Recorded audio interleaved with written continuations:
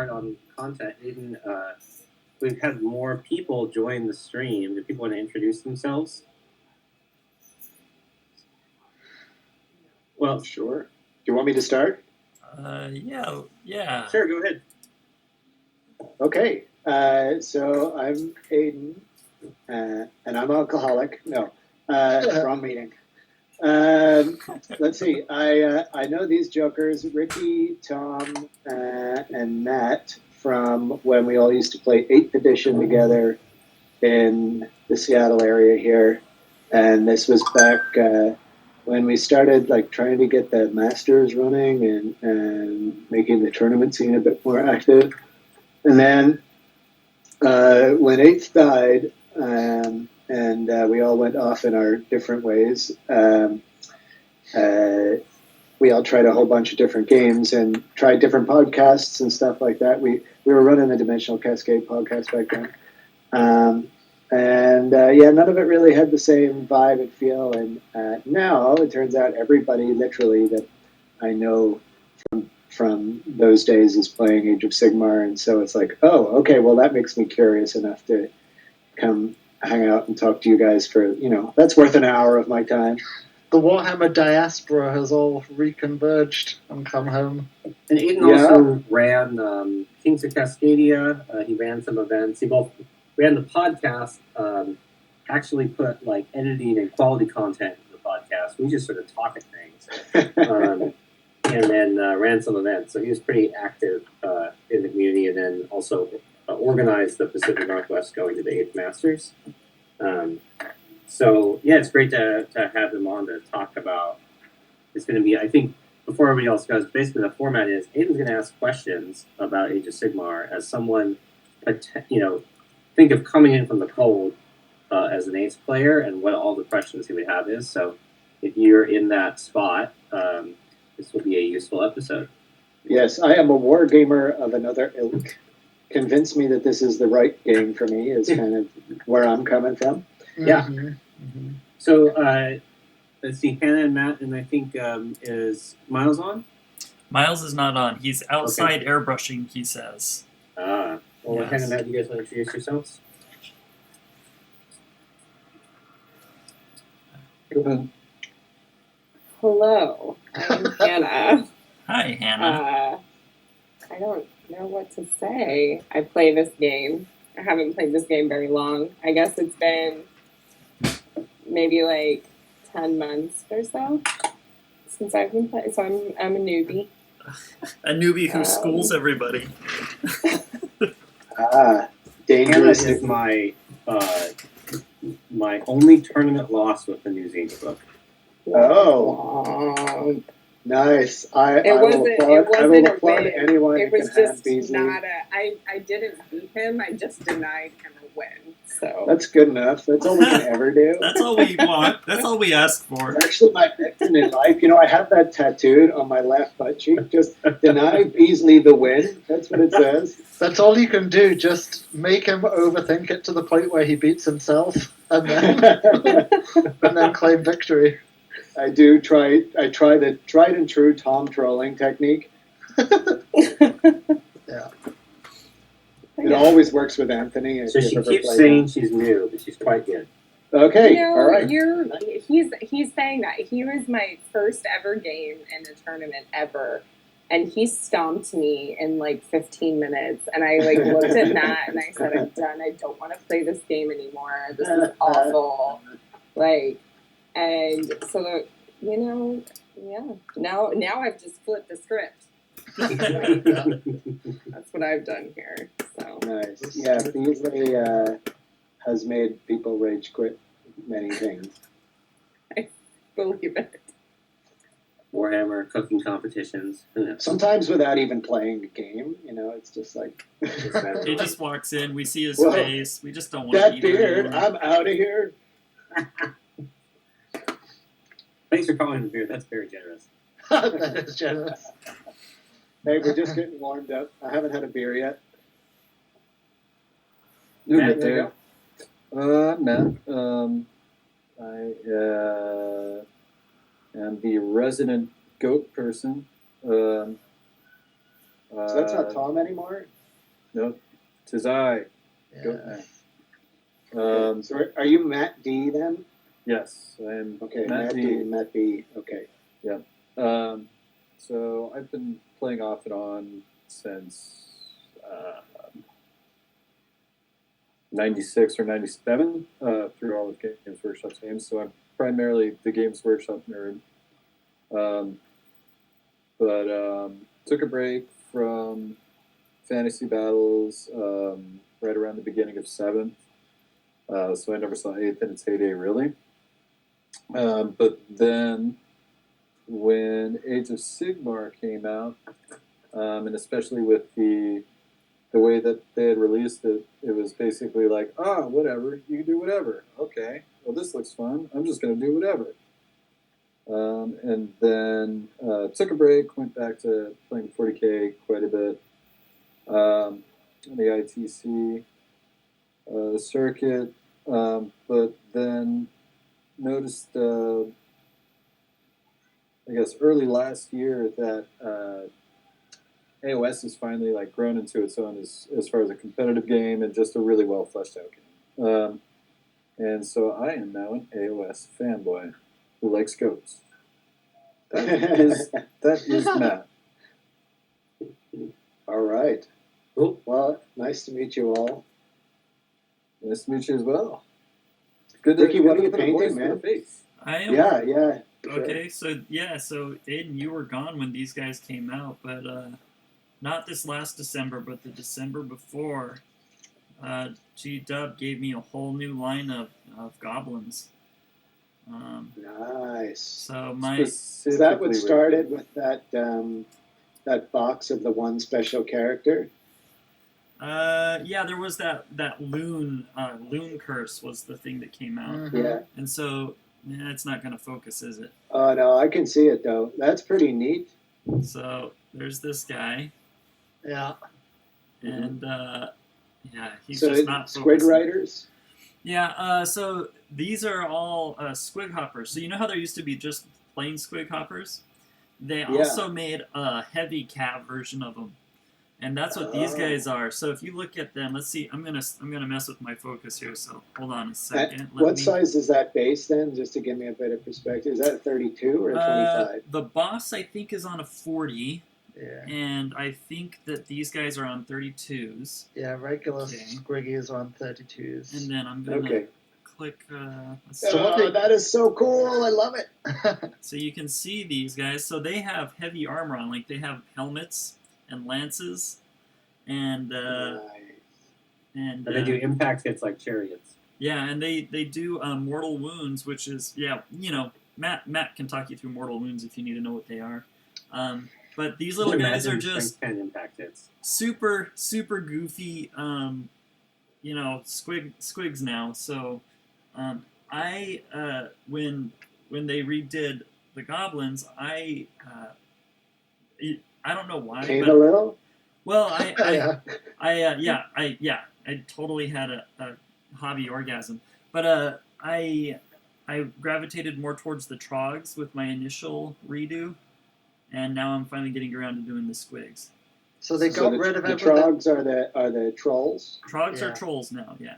They got Okay, rid of cool. everything that was a generic goblin, and the night goblins, the spider riders, and the trolls all got merged into the gits. Yeah, so I don't have to. You know how there used to be like one, and I even remember you and Tom always telling me, why aren't you taking a black orc? Just take a black orc. And they went through and they made night goblins so you don't need a black orc. In fact, you can't take them in the army now. All the orcs are separate, and it's just gits, and they work. Okay. Well, I'm happy for you, and I guess a little terrified.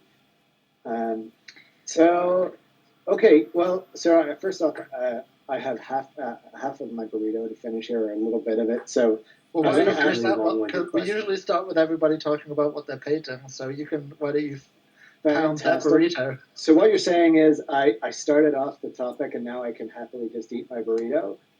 Sure. Brilliant. Brilliant. I'm No, a you genius at this. You can eat the burrito, and we'll come back to you for a question in but 1 minute. Sounds good. Matt, what are you painting? I'm still working on these iron golems. Ah, So right now, I'm not, Aiden, if you can see this, is my converted iron golem bruiser. So I'm still working on the freehand here. Can you guys see me or no? I can can't see see you. much detail. Here, let me go I to can see you. let me go more to than the main model. camera here. Let me go to main cameras. There we go. Haha. Bring it closer. Mm. There you go. Stop there. So I'm gonna Alright, have what is it? tattoos. So this is a conversion from an iron golem, which should be like an ogre, but I've put basically like a Zinchi bird head on it. And so he's a model in the unit I have that's basically like, it's almost like, think of a unit of skirmishers with really good saves, and that's all they do. Okay. And so I'm painting up that unit. I've been, everything in my army is sort of painted first level wise, like playable, and now I'm going back and adding detail to units. Nice. So, yeah, still working on the iron golems. And I've been assembling a block of 40 marauders, which I'm working through converting marauders from untamed beasts, plus adding some shields and making a bunch of little tweak conversions to them. These are actually really great models, and you can see the arms not on yet, but if you look at this guy, I mean, think about this compared to the old marauders. So They're no. I'm going to cowboys. interject with a question then. Go ahead. Are these model kits more like this piece goes here, that piece goes there, and it all forms together in a particular pose? That is unfortunately a lot of the kits now are more like Yeah. that. Yeah, Yeah, You they're kind all of- pretty much monopoles. But there's a lot- converting is now more involved than take somebody else's arm and stick it onto this guy. There's also, but there is a lot more variety within the kits. Like there's, the kits that are single pose, like these are different poses within the same kit. There's a lot of variety within the kit. Right. And so like there's 9 very distinct ways to build it from default. Now I'm still converting. Like all of these will have different converted components, but it is harder to convert than it used to be. But there's also just a lot more detail in the models than there used to be. Yeah. Yeah, it's interesting. It's changed the hobby. It hasn't, I'm not going to say it's made it better or worse, but it has definitely made it move away from conversions being something you just, had to do in order to make your army look distinct, right? It used to be you would buy 10 warriors in a box and they all had the same pose. So Right. the conversions were a matter of necessity. And now you don't need to. So the head swap, weapon swap pose change that kind of was the meat and potatoes of unit conversions are no longer necessary. Not, but still possible to some. You have to get a little more creative than, like I said, take this guy's arm and stick it onto the other guy. Yeah. But still, that you can still modify weapons quite a lot. Head swaps are usually possible. So if you look at this unit, green stuff involved. Everything has had a head swap. There are different degrees of complexity of the head swap. I've shaved down a bunch of spikes because of how I wanted to paint the weapons. And there's just a couple other small conversions, and most of my infantry units are like that. So it's still pretty common, but I think you're right that it's less necessary to look unique. Yeah, I think that's the key takeaway, Aiden, is if you aren't into doing that, you don't need to now, because all 10 of these squig hoppers or one grot bounders, whatever they're called, are unique from the kit. I didn't have to convert anything, except I did convert a few just to change how they stand on the base, because I didn't want all the basing to be the same, because there's really only, I think, six ways that they connect to the base. So like on some of them I did, let's see, where is one of them? Like this one here, where he's connected, to a stalagmite instead of connected to, I think that same guy was on this one. And in some cases, you're going to achieve that there's a number of armies that you can achieve that uniqueness with just by your list design and how you tie those models together with a paint scheme. Like Cities of Sigmar is a really good example of that, where a lot of armies are going to look unique just because nobody's really combined those models before with that particular paint scheme. And even like Matt's Zeech army, he is trying a lot of things that nobody else is ever really running in a Zeech army, so his army is going to kind of look pretty unique just by merit of that. The other thing that's causing, I think, a lot of conversions, at least from me, but I think it's pretty common, is it's pretty common for them to have a total disconnect between the sales team and the book writing team. And often you'll have one or a couple standout units in the book that are really old-ass models. And so, like, I'm converting Marauders because Marauders are super good, and I don't like those models. And that's not unique. That's true with Skaven. Like, Jezzails are amazing, and so everybody's converting Jezzails. Yeah, because they're still the old metal models. So there's still some things that are like these huge holdovers from 6th edition fantasy that we're still trying to work around.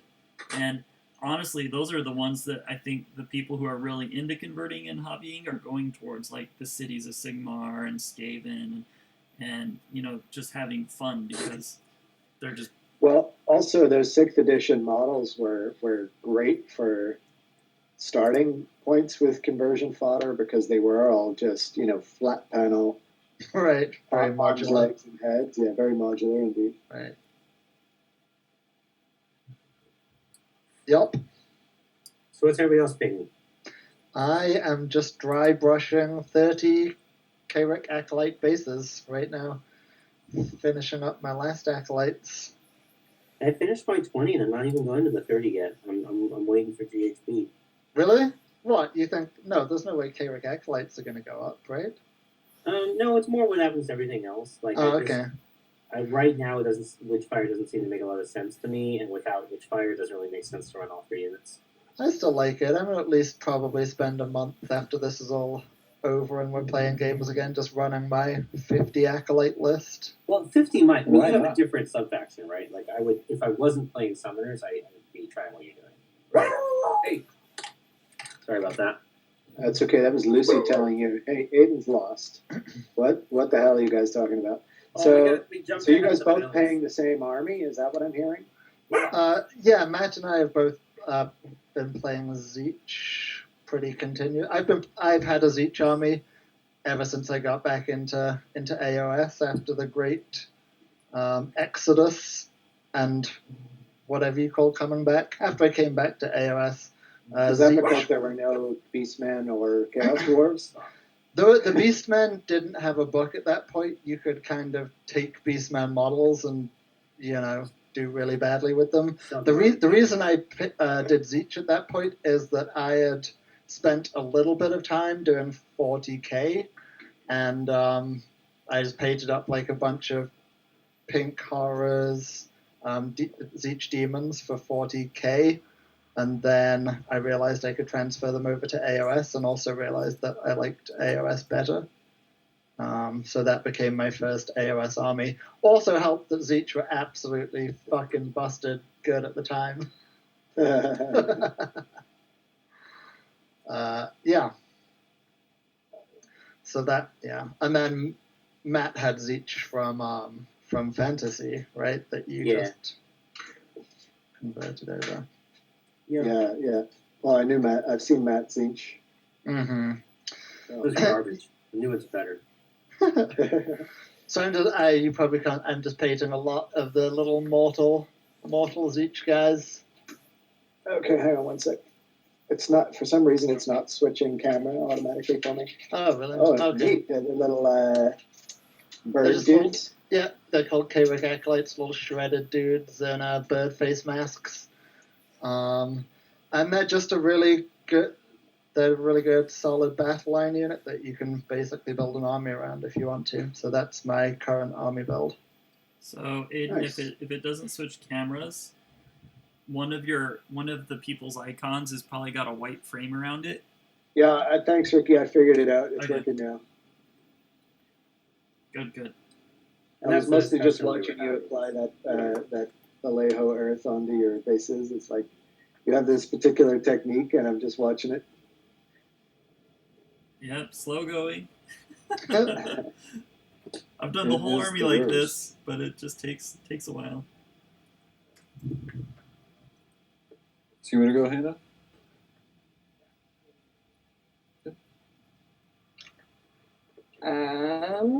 I am working. How do I flip the camera with that? I don't know what I'm doing. Oh, Oh, let me, can you flip a camera? sure you can. You can flip it. Flip I it. know you can See flip it? a bird. It's just like flipping a table. There, maybe. Let's see. Top icon. Well, we're seeing your ceiling. Okay. Oh, now we're seeing your I- floor. Oh, there he is, the thirster. Ooh, sparkle Oh. wings. So I'm just literally working on this guy, getting him all ready for the party. That looks a bit like Bellacore. Oh no, it's a bloodthirster that has all of the weapons. Bloodthirster. It's basically a black blob with wings. Yeah, but he's got like he has kind of like a many arm Nice. situation going Oh, on. I can see that now. That's So pretty cool. because I asked Matt, I didn't know which one to build, and then he was like, "How about all of them?" And then I said, "Cool, Usually the right answer. more stuff to put glitter on." Yeah. So The more Yeah, arms, just- the more glitter. working on, working on getting him all glitterified. Do you glitter before you paint them? Well, he's gonna be mostly glitter. So glitter So I instead of started- paint. Sharpieing some of the stuff, and then like his actual body, I'm gonna use some Turbo Dork for. But no, yeah, I'm just going straight for the glitter. It's like, what's the point? It's too thick to. So like I'm he'll be gonna entirely layer coated. up the multiple kinds of glitters. So I have the black, and then I also have some red, and some gold, and some silver. Oh, that's going to be epic. So yeah, he's gonna be And then give it a really he's thick gonna be gloss great. coat I hope. when you're done. I don't know. Every time I've like done something, yeah, seal it all up, so I'm not leaving a trail. I want to use the airbrush. I'm gonna do hopefully when we figure out how to use that, like the lava effect somehow. Maybe I don't know. Oh, yeah, that's pretty fun and pretty easy Yeah. to do. So. I don't really like the hobby side of this. I do like putting glitter on things though. So And smashing face, it sounds like. So Exactly. power gaming. yeah, Nice. what better way to smash like face or have your face smashed than with like a very glittery, fabulous. What army? better way to go and smash like very serious nerds at the gaming table than with a fabulous glitter encrusted army? It's kind of amazing, actually. For sure, for Mhm. sure. Matt?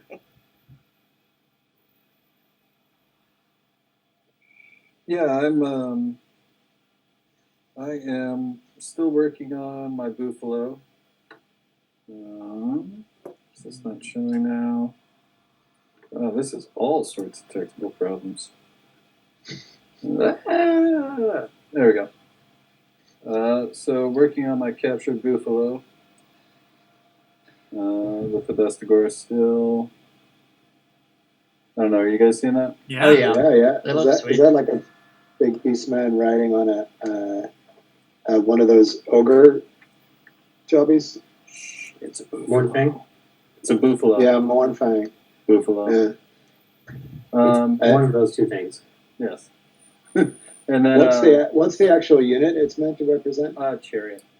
Oh, chariot. Nice. Yeah, old Tuscarora chariots. yeah. So getting that done getting more work done on my Senegors. Getting the highlights on the old man himself. And yeah. Hey, just side question. How many points is a Tuscarora Chariot, Matt? 60. How do you feel about that, Tom? What do you mean? You know exactly what I mean.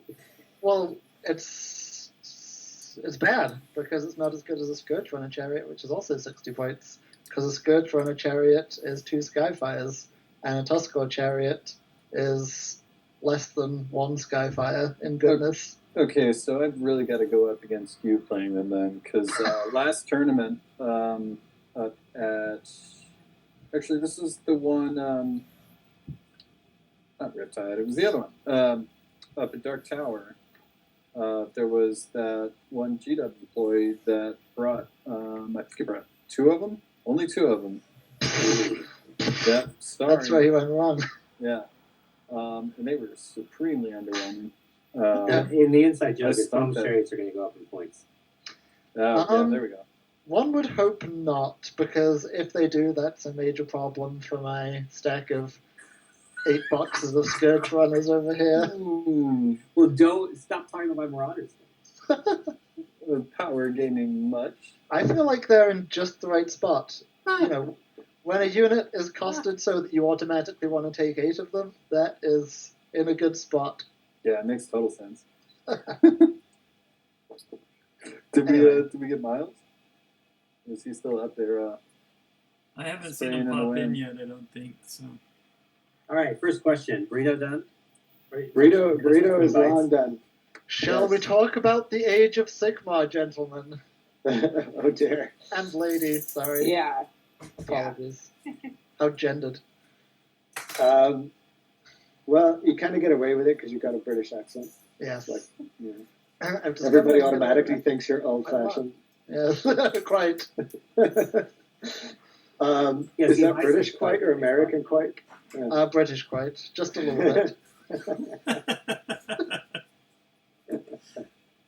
You know, that's just to completely derail. That's one of the much later things I learned out about differences between British and American English. Like, there's a lot of things you figure out very early on, but quite I had just been using for years and years before I figured out there was actually a difference. Same.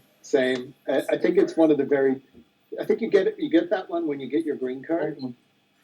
I think it first came out when, after like 3 years of working on my PhD, like I had finally like created the first real product of my PhD, and my advisor was like, "That's really quite good," and I was like, "You son of a bitch, quite good? Yeah. What are you talking Yeah. about?" So And this then- is learning for me. I assumed that every time British people use the term "quite," they were being sarcastic, and it was just a normal sarcastic term. No, in British No. English, quite means a little bit. A little bit. Wait, Well, really? now I So feel quite good is Yeah. much less good than just good. Yes, that's right. Huh. Quite good comes before good, What? and then very good would come after. Yeah. But the So you're a you lot know, less sarcastic than I thought, Tom. no, he is. You just don't get the times when he's sarcastic. It's also Okay, Khmer's.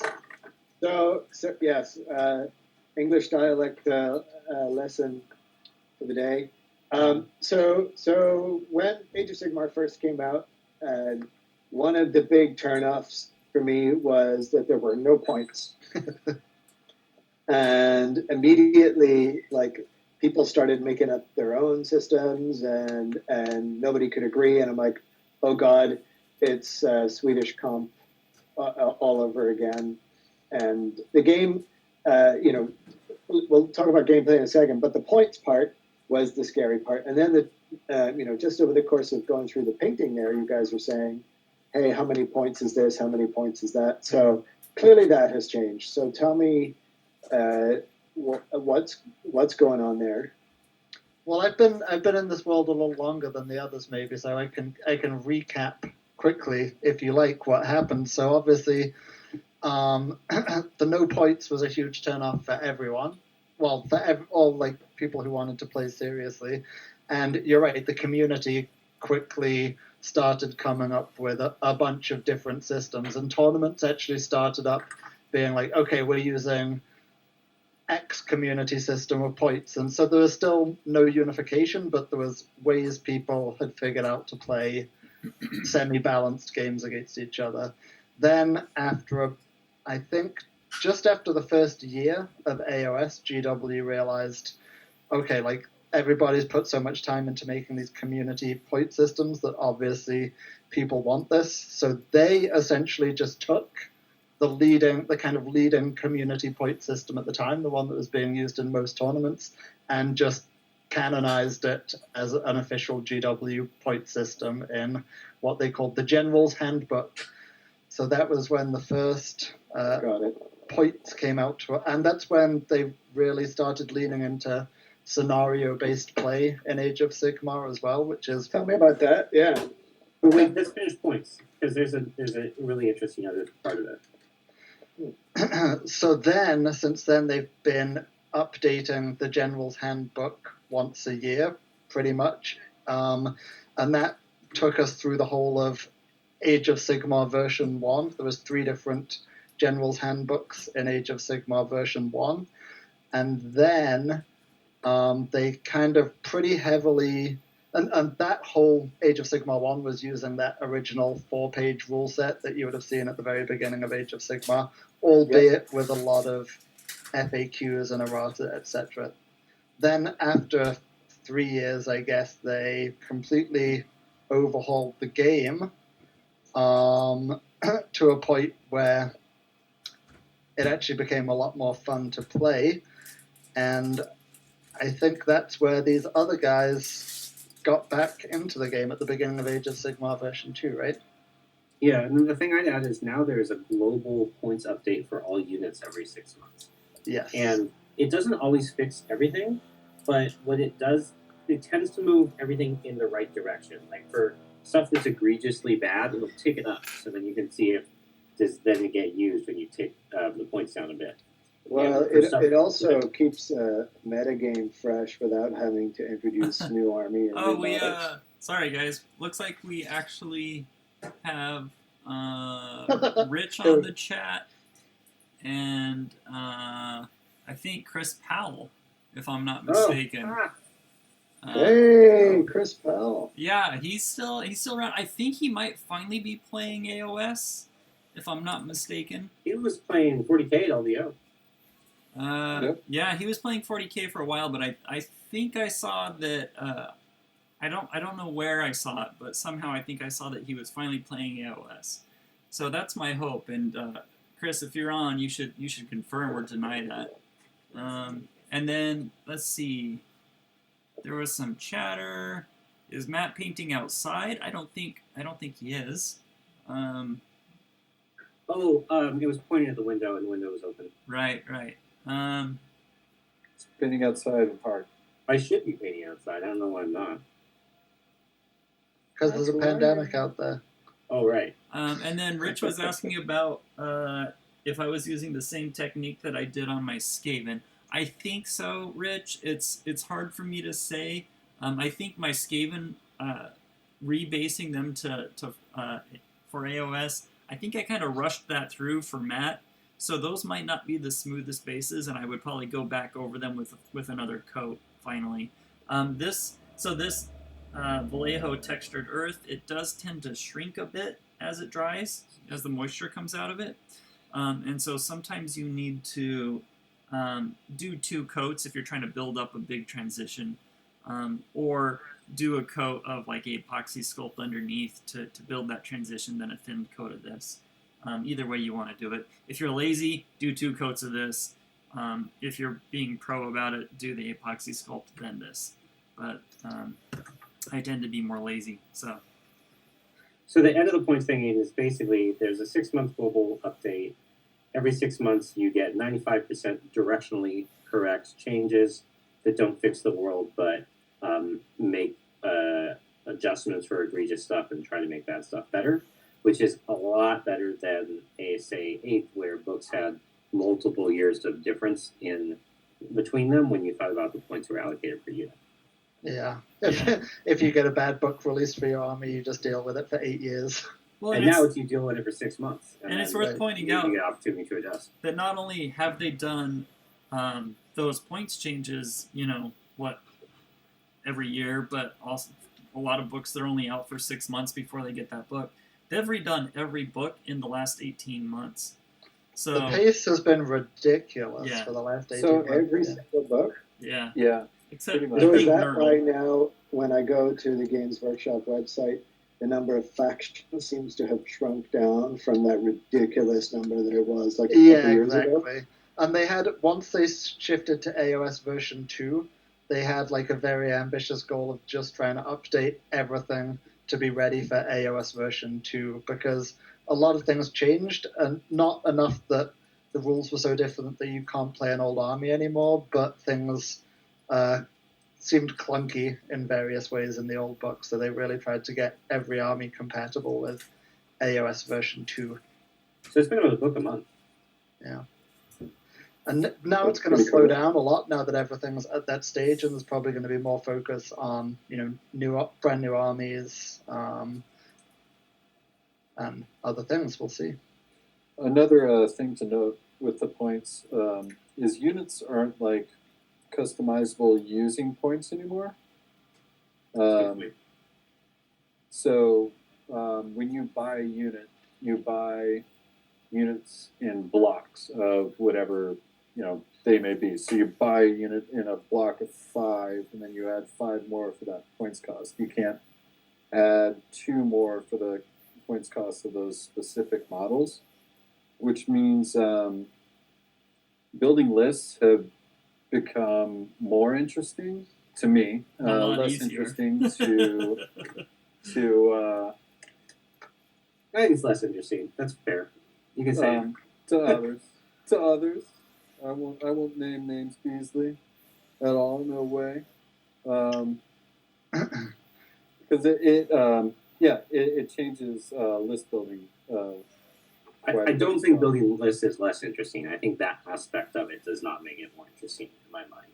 But it does certainly make it more straightforward because you're not optimizing like a 2-point modification. Like you still have weapon options, but they all cost the same points.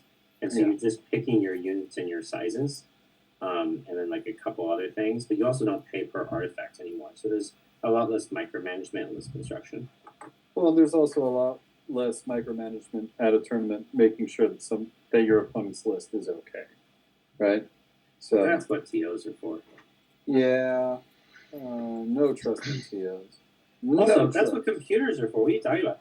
BCP auto validates lists now. It's great. Okay, so off the rails.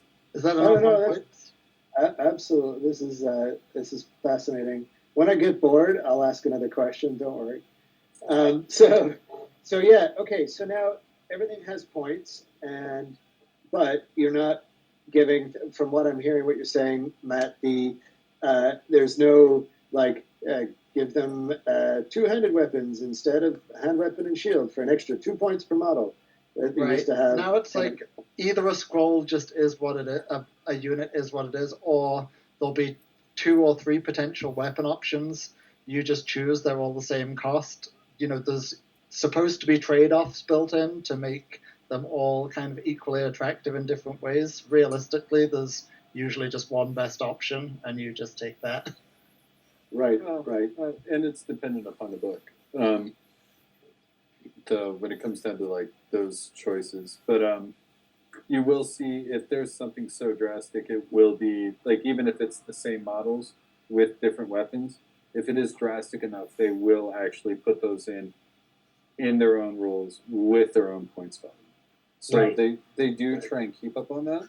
Mm-hmm. Like I know specifically using Stormcast, there were a couple of interesting places where that crops up. So. Right. I actually think that's an improvement. Like that is that feels like a good way to do it because it keeps the knowledge, like the cognitive load, lower.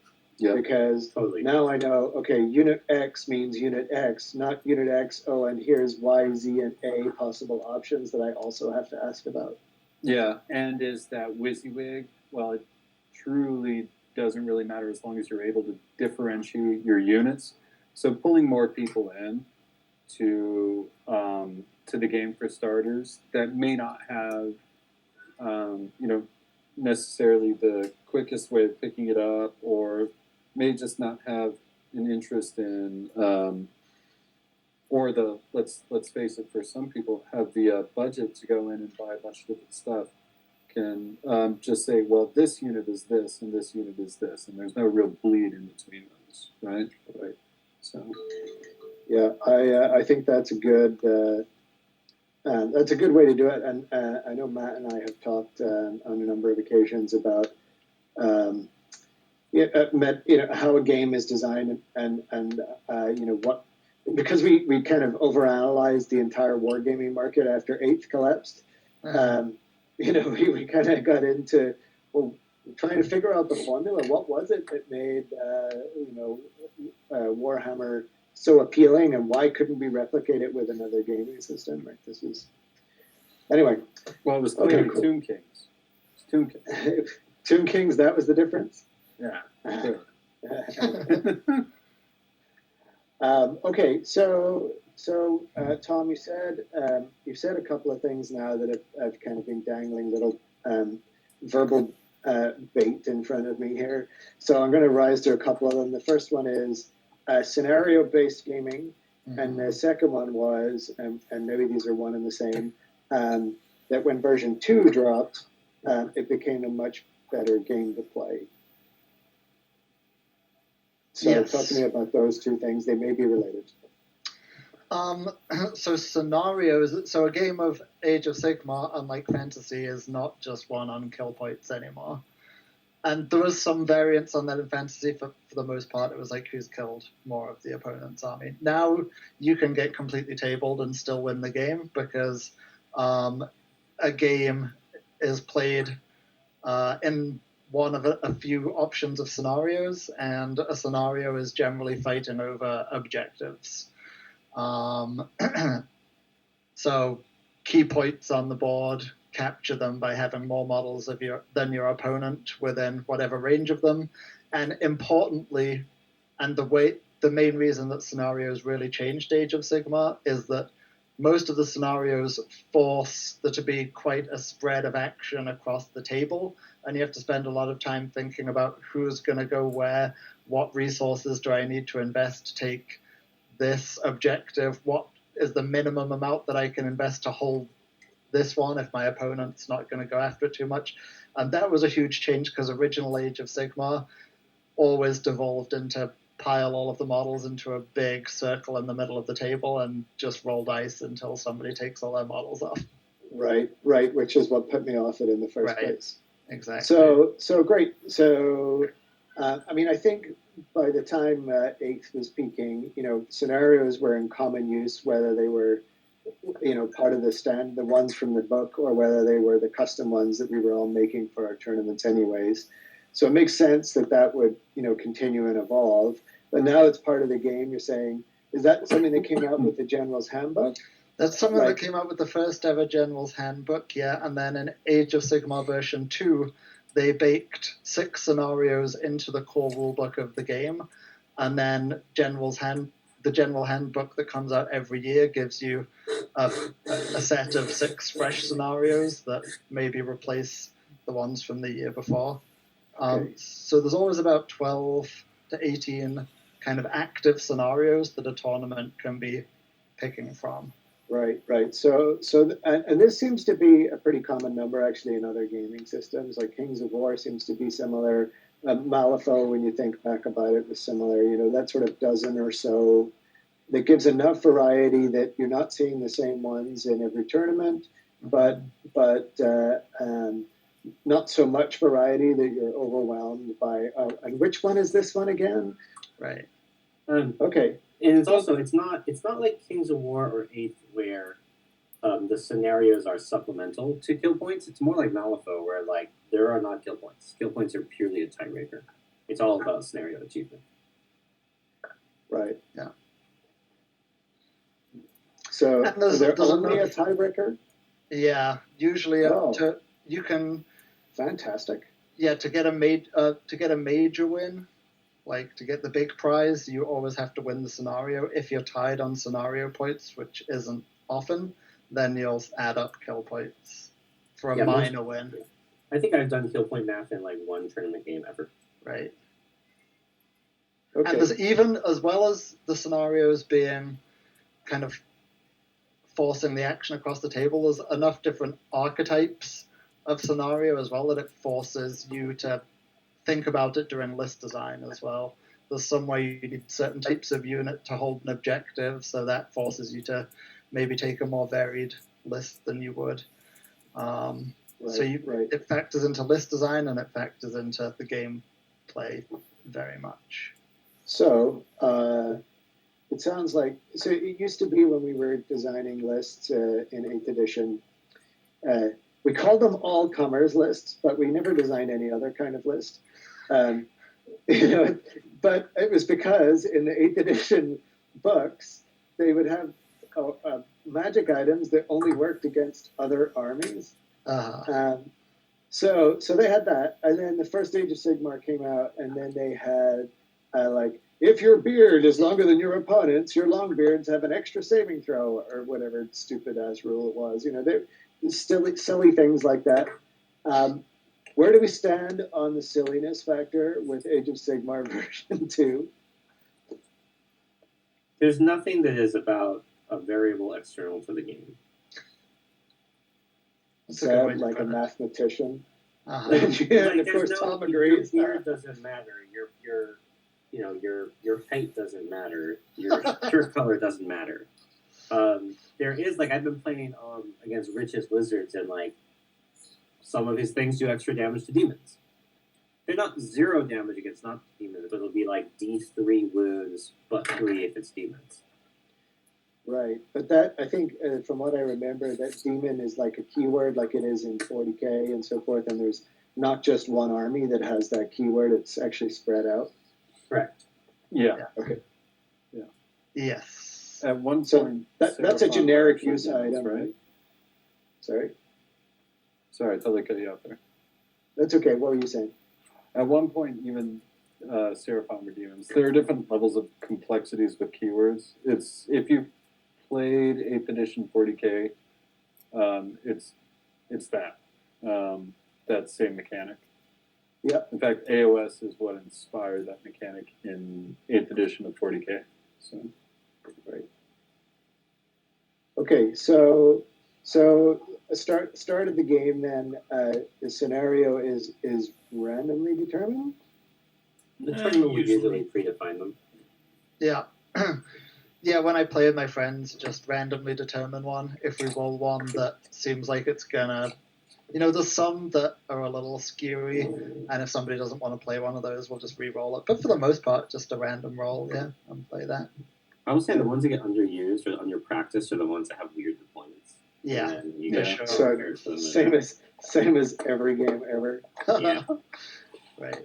well, the fun thing about it too is if outside of the general's handbooks or the match play ones, if somebody did want to go and try and play a different mission, just to shake things up a little bit, there's got to be at least 100-something missions that they've already made up for the game itself as well, outside of the ones that just come in the books. Age of Sigmar has so many missions you can actually play if you want to sit down and do it. I think for TOs, they gotta pick that ball up and start playing around with them or something. Yeah. Just really make us worth to try and memorize those mission rules. I'd like to point out that makes me nervous. I think they like to usually point pick out ones that that are not. Rich suited thinks that the Yes. Longbeard rule is a good rule. Just so you know. There's no bias there. Yeah. That's only because Ricky doesn't play dwarves. Yeah. I did actually the other day. Oh, you did? You still got them? Yeah, I play them as Cities of Sigmar now, and it makes them really good. Yeah, Hannah made him put it back in the case. Well, yeah, that was a bad idea playing Hannah my first game, and on a scenario that was ideal for her and horrible for me. But we had fun. Spanked. Oh yeah, she just tabled me. I managed to shoot a few of her units. I think I killed one.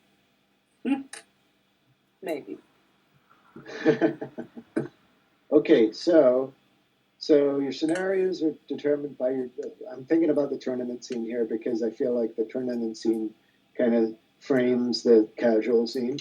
For sure. So your TO predetermines the scenario.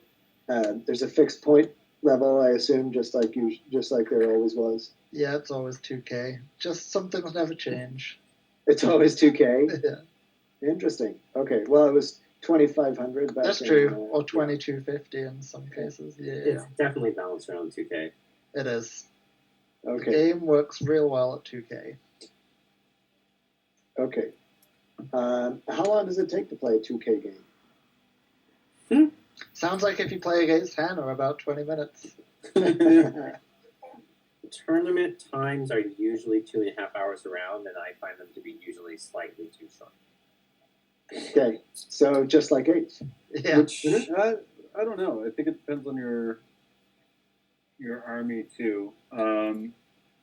There are some, like, let's say take Hannah's list. She can, like, 2.5 hours is a long time for Hannah's list to play a game. She can get through. I know we've had a couple where she's gotten through a 2,000 point game with me against my Stormcast in 1.5 hours. We've found it through. It really comes down to your builds and your opponent's builds on that. To be honest, it's the same as like playing billions of orcs or playing against billions of orcs and having to move the models, right? So yeah, I don't know. I think that it's not really just a model count issue. There's a lot of armies that need more than 2.5 hours to play comfortably. And I will say I play really complex armies, but I also play them pretty quickly. If you are playing a medium complexity army at a normal speed, 2.5 hours is a little tight. There's a lot of games that don't go to 5. I would say if both players are at the table properly, have their dice and all of their accoutrements well organized and are ready to deploy at the 0 minute mark, then 2.5 hours is usually enough to get the job done. There's just a lot of fucking around at tournaments a lot of the time. yeah, it's far too easy to just get stuck in a conversation. Yeah. I find that a lot. I think 2 hours and 45 would just be very different to me. But I think that gives you the approximate. Like, it's a bit less than 3 hours for a tournament game. Yeah. It was funny because when we first started playing in the first couple of tournaments we were in, it was only a 2-hour tournament. And then when they moved it to 2.5, I was like, whoa, this is a lot of time. Where did you play 2-hour tournaments? Our first tournament up at Terra Crux against you guys was 2 hours. It was 2.5. Was it? Yeah. I honestly don't think I would go to a 2-hour runtime tournament. A little stressful. No, I just don't feel like Okay. a game's legitimate unless you've completed But the question has been answered. Yeah. It's about, Yeah. It's, it's about as long as it was before, give or take. Yeah. Yes. Correct. Okay.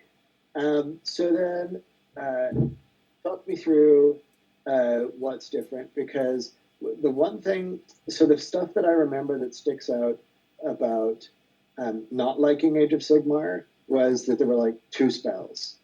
Ah. Oh boy, you are Oh, in for boy. a treat. You good sir, you're gonna enjoy this. Beasley. Oh, Aiden. Yeah. Get on it, Beasley. Sick. So on Sick my people. turn 1, I'll cast 9 different spells at least.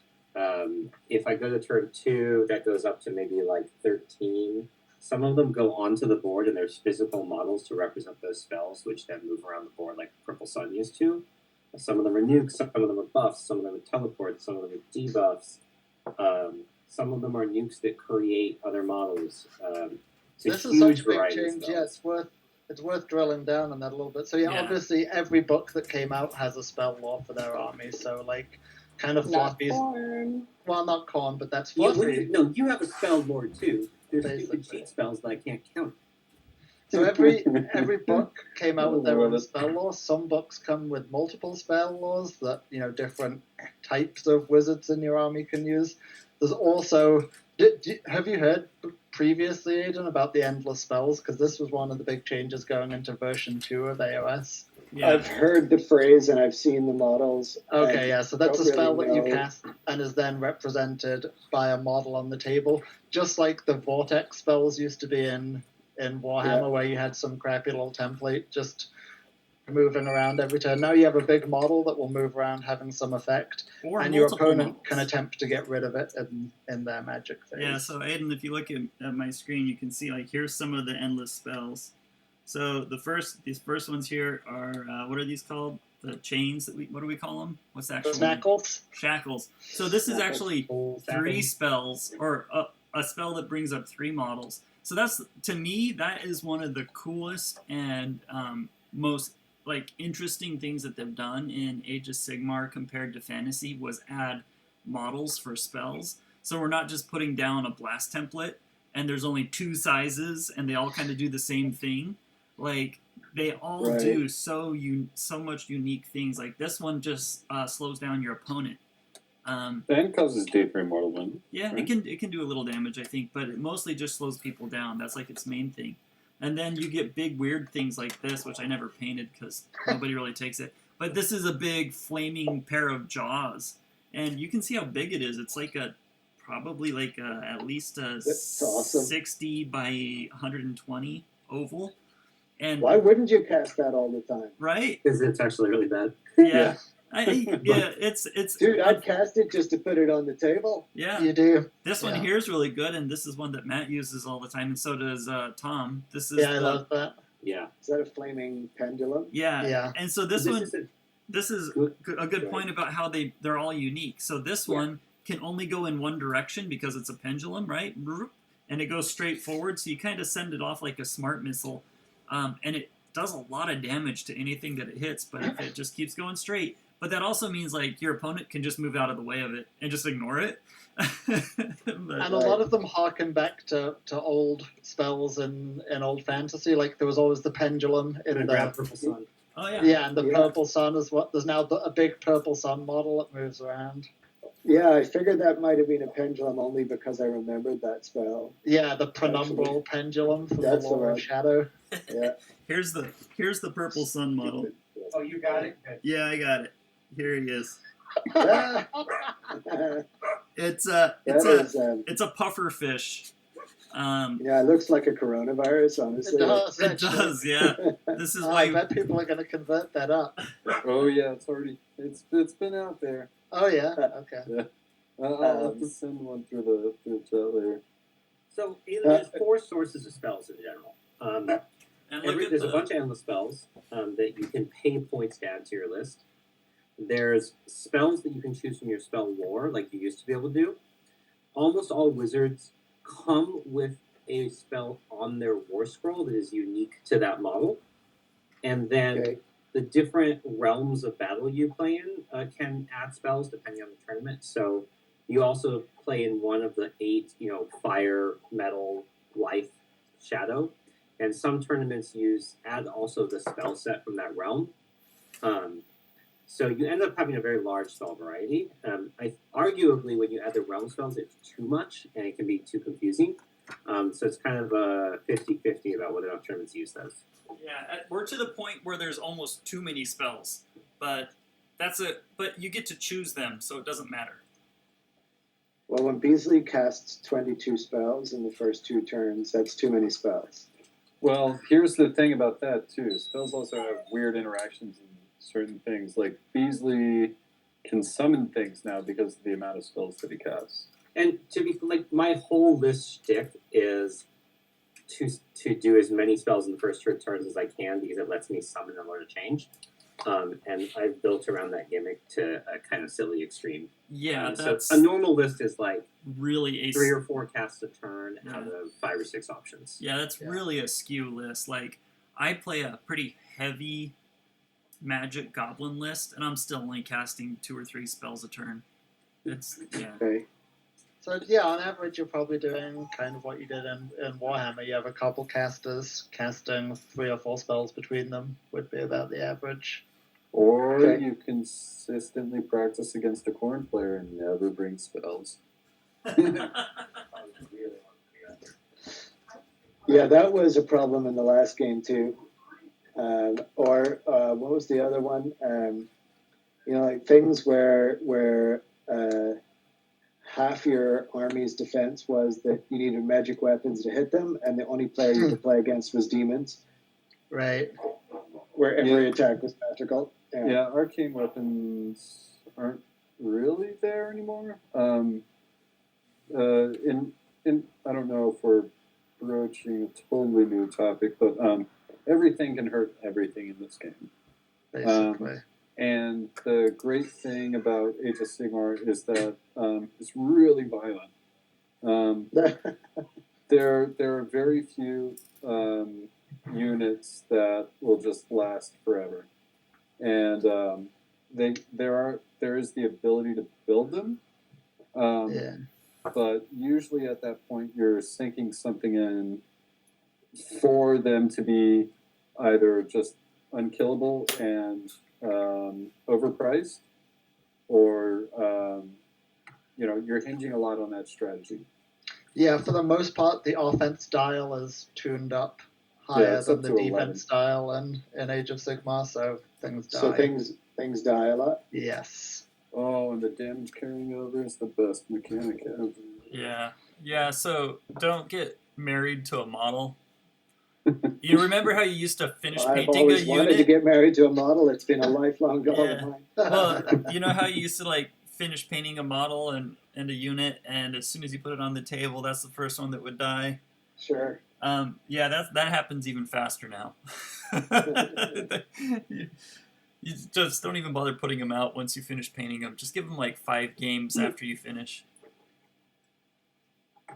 Okay. So So the era of 1-up armor saves and 4-up wards is long gone. Oh, they they still say exist. that. They exist at some like 1-up armor saves is not so much a thing.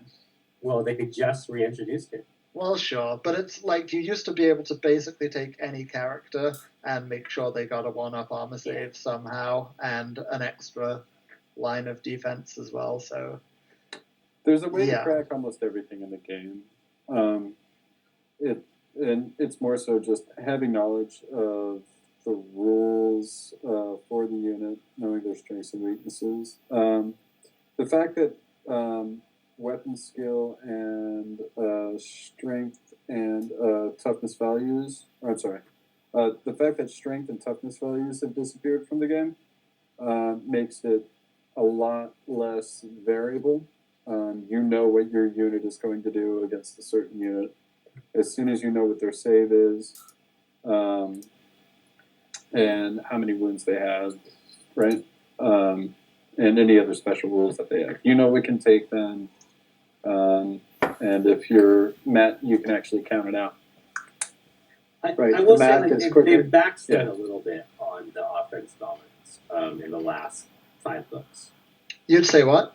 They have backslid a little bit, and I think it's not. I'm not saying it's in a bad place, but they've backslid a little bit on the offense dominance especially between Bone Reapers and Lizardmen. Yes, but the books, like, it's true. There has just been a very long period of offense dominance. There was kind of Daughters of Cain dominance, then Flesh Eaters, then Slanesh, and that was all. They were dominant armies because they just did obscene amounts of damage. Well, I think that's actually that- a good example is Daughters of Cain, right? Daughters of Cain hasn't changed a lot, but it was ridiculous buckets of red 0 or 1, and so that's like strength 3 or 4, and because saves were low enough, that was incredibly good. And there's now enough things in the game with very strong saves that a book that was just obscenely good at pumping out wounds that you got full saves against went from a top tier army to a mid tier army. Because it's no longer, there's certain things that just can't be in the meta. And it's True. not to say it's in a bad place, it's just Yeah. it's not where it was a year ago. Defense is coming more back, and shooting is more coming back now as well. Where like melee was king for a fair amount of time. Okay, so talk to me a little bit. I'm going to have to wrap up soon, I think, and let you guys keep going with your painting. But talk to me a little bit about, you were just talking about the metagame. All of these 18 books have been released for these different factions, or I think I counted. Let's see, there was 8 order, 7 chaos, 4 death, and 3 destruction. So however many that is, 22. So there's like 22 factions. A couple questions. One, is the expectation that they're going to bring out more death and destruction factions? Well, destruction is coming up. Oh, sorry. Go ahead. That's no worries. I'm just going to ask 2 questions, and then the conversation can just go.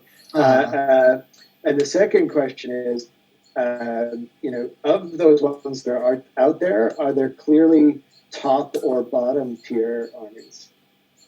So let's start with the faction thing. I'll take that first Matt, question. you were going to say. So you often see a lot of focus on this, like, oh, why does Order get so much love? There's so many factions in Order, so little in Destruction.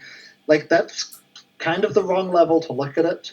Like, it doesn't really matter how many there are in each one of those Grand Alliances, because usually you're playing just one of the ones within that Grand Alliance, and you don't really care how many other armies there are in your Grand Alliance. So from kind of a theme fluff perspective, it would be nice to get more of the death, destruction, whatever, but like as an orc player in Destruction, you don't really care that there's not many other Destruction armies, because you're not playing Destruction, you're playing orcs. Right. So right. It doesn't really matter. Yeah, nobody really plays General Alliance anymore. They very occasionally do for particular gimmicks. Yeah.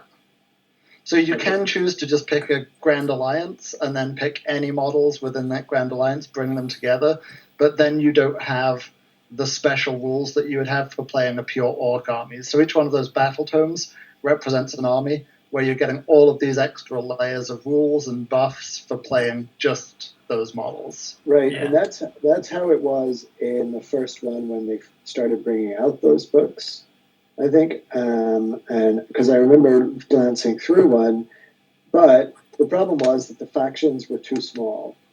Yeah. Like the Iron Jaws, for example, I really like those models, but then it's like, okay, you've just got to play this teeny tiny sub faction of orcs. Right. Yeah. Okay. So something that's interesting, and this is true with Destruction more so than I think the other 4 or the other 3. Each one of the books for Destruction is very, very varied, except kind of for orcs a little bit. But so now they've merged all the orcs under that one book, but you get the Bone Splitters, which are the old Savage Orcs, right?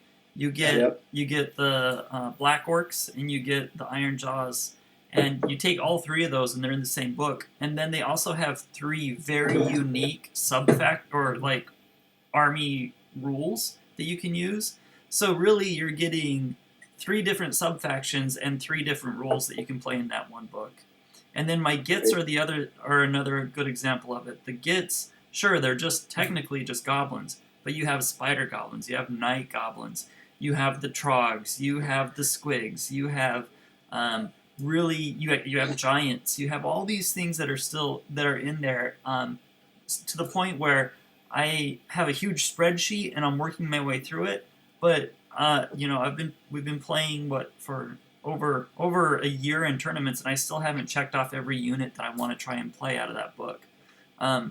That's pretty good, bro. Yeah, so there's a lot of depth to them if you want to dig in on them. So even though Destruction feels small, it's big if you want to just spend some time there. Yeah, and Gits really felt like the start of that. The armies, like at face value, even though there are 4 orders, right? Or four Grand Alliances. 4 Grand Alliances.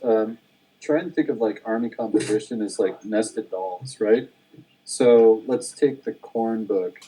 You can just take, your Grand Alliance's chaos, but then you're going to go into Khorne. But then, even then, they have their own specific factions that you can pick within Khorne.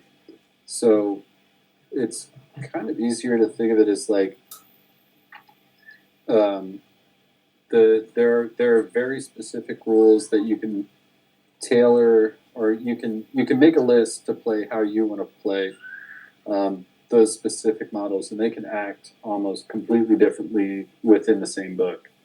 Not so much for the destruction ones, but well, I guess Ironjaws and Orcs.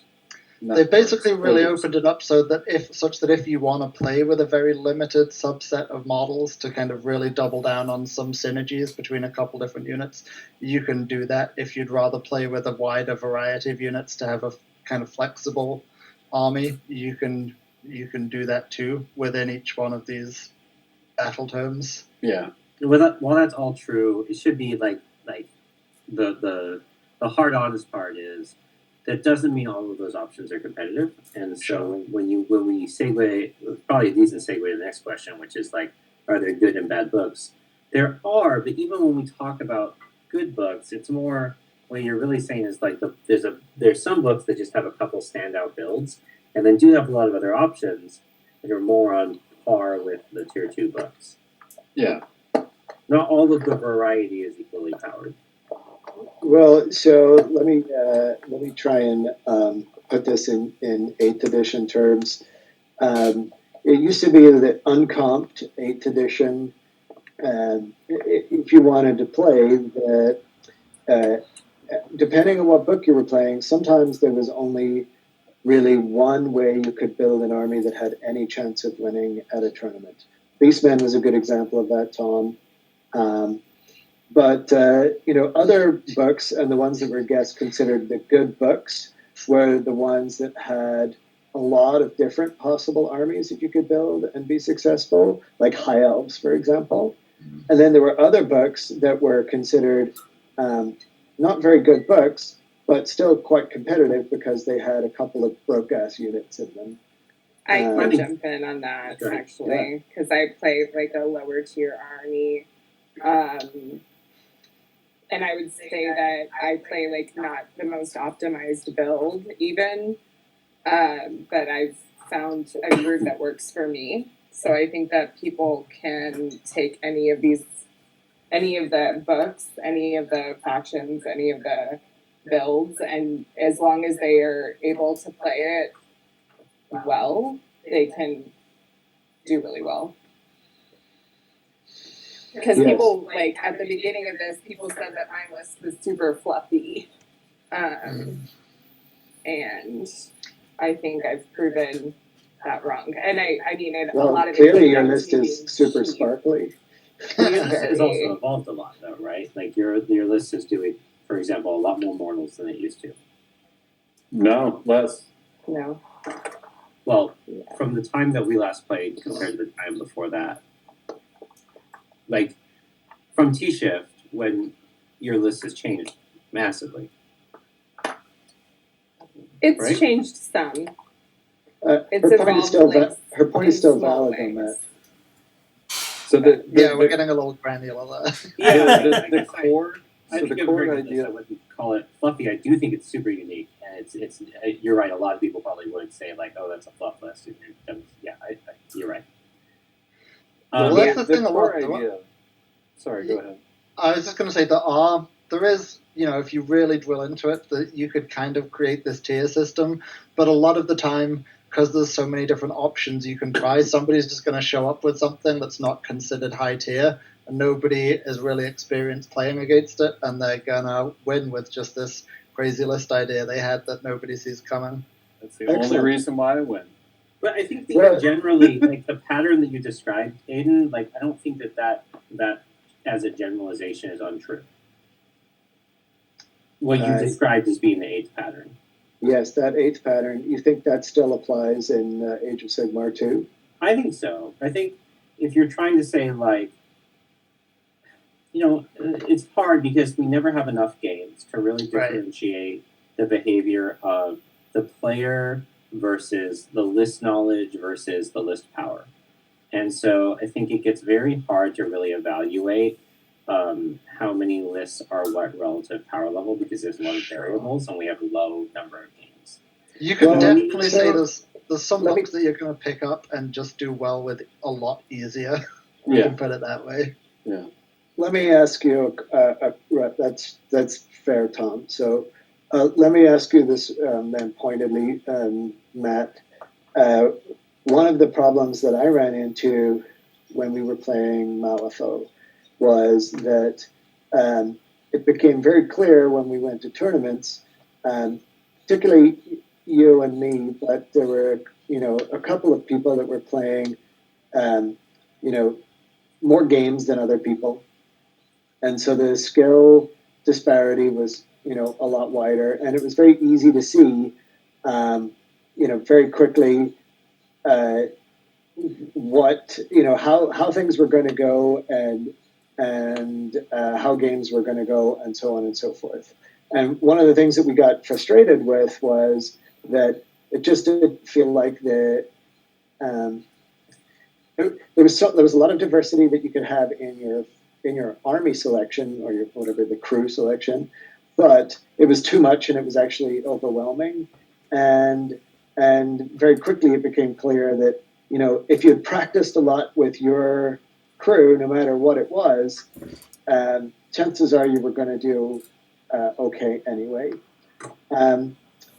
How is it like in that sense with Age of Sigmar? Because it sounds like what I'm hearing, and maybe I'm not asking the question very well, but it sounds like what I'm hearing from Tom and from Matt D is that the books themselves seem to be giving you a lot more options to build things that are pretty viable. But Matt Beasley, what you're saying is there are some books where that's not true. There's literally only still one or two builds. Is that right? I've kind of asked a whole bunch of questions. I think that's right. Sorry. Yeah. Okay. I think this. Sorry, go ahead, Tom. No, you go ahead. I feel like this is going to be the never-ending argument. That at the very least, I think Beasley and I might always have, is that yes, there are optimal builds, but the one thing that levels the playing field for a lot of the games that you play in a tournament is the double turn. So you can have everything going for you, and maybe not planning ahead enough on one thing with a top tier book, and still roll lower than your opponent when it comes down to turn priority, and that will change the game up. So that right there is not a huge recommendation to me, No. because that I think would piss me off more than anything else. Well, that would mean if you're not planning for it, then you're not going to be able to react. So that goes into that seasoned player point, as opposed to a list will beat everything. If somebody comes in overconfident with, if somebody were to take Beasley's list that he's playing right now, and I'm not saying it's an overpowered list, it's a list that Beasley is comfortable playing with, right? And it's something he built for his play style that he enjoys playing. If they were to come in and think, oh, well, here's this net list from, the top guy in Age of Sigmar right now. Oh, man, I'm going to roll over this tournament. All he has to do is just not think ahead and play with that. That I call it a balancing mechanic. I know a lot of other people don't like it as a balancing mechanic. If they don't play that with that in mind, even the best army out there isn't going to outplay it, right?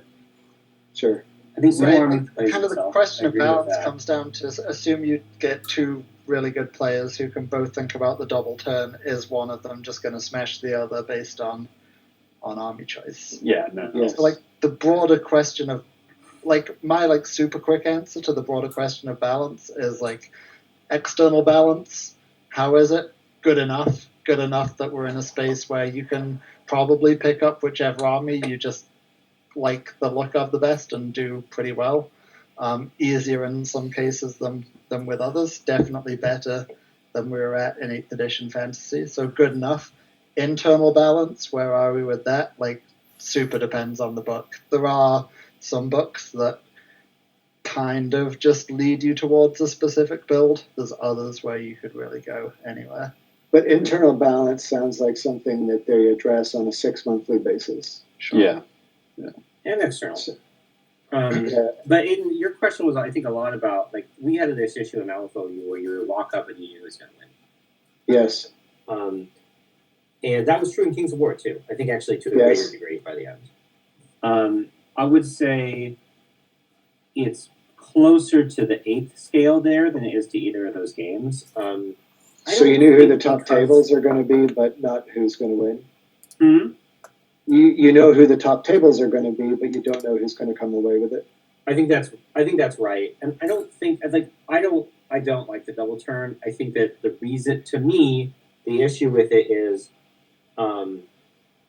when there are two players of similar skill that are both playing similar powered lists, too often the game result will end up feeling too determined by that die roll. Yeah. But like, I still think that, like, it's not. I don't think the double turn is necessarily more influential than dimensional cascades, right? It just, or other things in Eighth like that. Like, if you counted the number of games that you lost because your dragon got shot up by one cannonball or you dimensional cascaded, it's almost like the same number of bad beats, but they're concentrated into one roll. So it's not like there's a disproportionate number of bad beats because of that. It's just like, this is the cause of them, and they fix most of the others, in my mind. I hear you. But I think it doesn't. It's like, I would say it's like a third of the Malifaux problem, because in Malifaux we have this very distinct problem where if you didn't know your opponent's gimmicks down to whatever 2-inch place they had to get you the exact range to set up their combo, you were just done. And that doesn't exist to the same degree. It does a little bit. It does probably more than it did in 8th, and there is a knowledge burden of some lists about knowing threat potential, because there's a lot of lists that have weird abilities to alpha strike, but they're not as complex, and there's not as many of them. Okay, so how forgiving is the game in general? Like, there's definitely, games and armies in previous iterations of this game where you sit down, face off against each other, and you make the wrong first turn, and then really you're just waiting for the game to be over because you've kind of got rickrolled at that point. Fucked it up already. I think it totally depends on the army. There are armies that are really forgiving. They give you lots of outs. They have a lot of redundancy and are relatively conservative. And then there's armies that you're playing for the all-in, and when you screw it up, you're out of luck. So, like, a good example is the difference between something like Gitz or Ozaya Bone Reapers, where they're not going to fold. It's very hard to just knock them off the table. Versus something like Slanesh that's incredibly powerful as long as you set it up right. If you screw it up, you're all glass cannons. Yeah. But I think you know that walking into the book. So when you choose the book, you really know what you're getting into. I think one of the things that is kind of understated that really helps with maybe about I guess it'd be a third of the armies out there, is summoning is now, for lack of a better term of the word, free. There are things that you have to do to get summoning in the game, but for armies that can summon, it's essentially free. You're not paying points for it in the traditional sense in 40k, I suppose, where you have to set points aside and then you use them for summoning something later. I will say that this summoning is better balanced in the current AOS than it has been in any of the other games that we've played. In my mind. Because they've actually costed it well, and in the capacity to summon and the relative cost of that. Yeah, as opposed to actually paying points for units that won't be on the table right away, right? Well, we're used to summoning being broken good, like really overpowered. Yeah. Yes. And it's not overpowered. I mean, there's a couple situations, but in general, it's a super useful utility thing, and sometimes it's nice because it gives you some redundancy or layers that keeps you in the game, but it's not It's just nowhere near the degree it was in, say, End Times or Malifaux. Right. Right. Where basically in Malifaux, if you weren't playing a summoner, you were at a distinct disadvantage. Yeah, and that's not true at all. I mean, it can feel like that when you're playing against a summoning army with an army that cannot summon. But I think that may just be power creep on certain things. The Bone Reapers just buck that trend as they do many others. Yeah, but I don't think that's inherent to summoning, right? That's power creep between the armies. Yeah. No, I'm in agreement. Like Hannah's got Hannah. How much do you summon a game? A lot. I like normally I summon at least like 4 to 5 times, probably. Right, but it's just small units, right? It's like some flesh hounds or something. Yeah, my flesh hounds consistently are the bee's knees. But no, and then Surely sometimes they're the dog's balls. So flesh hounds are good examples. So how many points is the unit of flesh hounds that you would summon that you do say 4 times? 100 points. So you're summoning 400 points over the course of the game. So you're summoning 20% of your list, and that 20% buff in points is a significant amount of the tax of your faction abilities. Yeah, but you're thinking under or through the lens of just a minimum unit. Because of the way Blood Tithe functions, she's usually getting 10 or more on the table in one. Well, okay, so the question was like, how many flesh hounds do you think you summon a game? Yeah, like how many points worth do you add to your army in a game?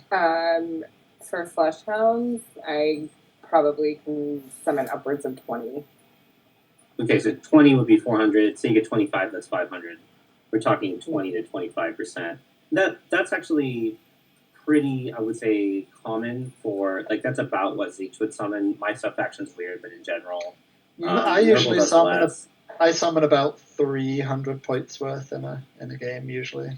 So you're talking about, when you compare that to Malifaux, where you're summoning like double your soul stones worth of stuff over the course of the game, it's like an incremental component of your faction that adds mass, but it's not like doubling your army size or anything. And a lot of the time, I would say even like on a very optimal like summoning streak, I would probably only summon maybe 500 points, right? Including like a bloodthirster if I were to go that route. But like there are different, and I can only speak to Corn, where every time I summon something, I throw the rest of my points away. So other people can hold, like, I don't know if that's true for Slanesh, where they can hold on to their points and they can barter and buy, or, things Slanesh was the one really oppressive summoning build, but that's been pretty much fixed now. So that's like the one instance of summoning just going too far in AOS. Joke's on you guys. I can reliably get 200 points on the board using Beasts of Chaos. Oh, yeah. By killing a bunch of other models. So a lot of the time with summoning in AOS, it's not like I'm summoning to add units to my army to mean that I have a much bigger army than my opponent and smash them off the table. A lot of the time it's like a late game, great, I can just place a unit in this one part of the board where I needed one to take an objective, and maybe that unit's not going to really do anything in the game. It just lets me extend my reach and take that objective that I was never going to take before. Right, kind of the way you want summoning to be. Exactly, strategic rather than just like smashing somebody with summoned units. Well, and I think this goes back to how unique the magic is for. I'm just going to lump summoning in with magic, but how unique it is for each army. So, like Nurgle at this point can summon a tree, which helps them with summoning. Beast summon onto the edge of the board anywhere. We used to be skirmishing. And others summon from heroes, others just put them anywhere on the board. Every army has like a very unique flavor. Right, it sounds like the magic phase is, or I don't even know if there is a phase, but it sounds like magic is like almost like a mini game inside the game. Yeah, I think that's fair. Yeah. But there, so in 8th edition, you used to always have a scroll caddy. If you weren't doing a scroll caddy, you were doing it wrong, right? Yeah. You don't need that now. Like you can have an army that would have no dispellers go up against Matt and do okay. In fact, the list that totally so I've played 5 test games against Lizards now, and the list that totally crushed me didn't have any casters. Yeah, I think So that's the internal because game balance sounds like it's better, is what I'm hearing from that. yeah. So most spells now they do mortal wounds, which are basically a wound that you don't get a save against, right? But they're usually, most of them are doing like D3, so it's not a lot. But you use enough of those, you kill a character, right? Or you kill a big monster if you use enough of them. And so your magic becomes more of a support role. Even your offensive spells are more offensive in support rather than like, oh, I need to kill that one character over there just to help my army not deal with whatever that character does. It's not like, oh, I'm going to remove that entire unit with this one spell. There's still a few spells that can do that, but they're really rare, and you pay a big price for the model that has it, typically. Or they're about to get General Handbook. Yeah. No, Demon Rift will be fine. They'll be fine.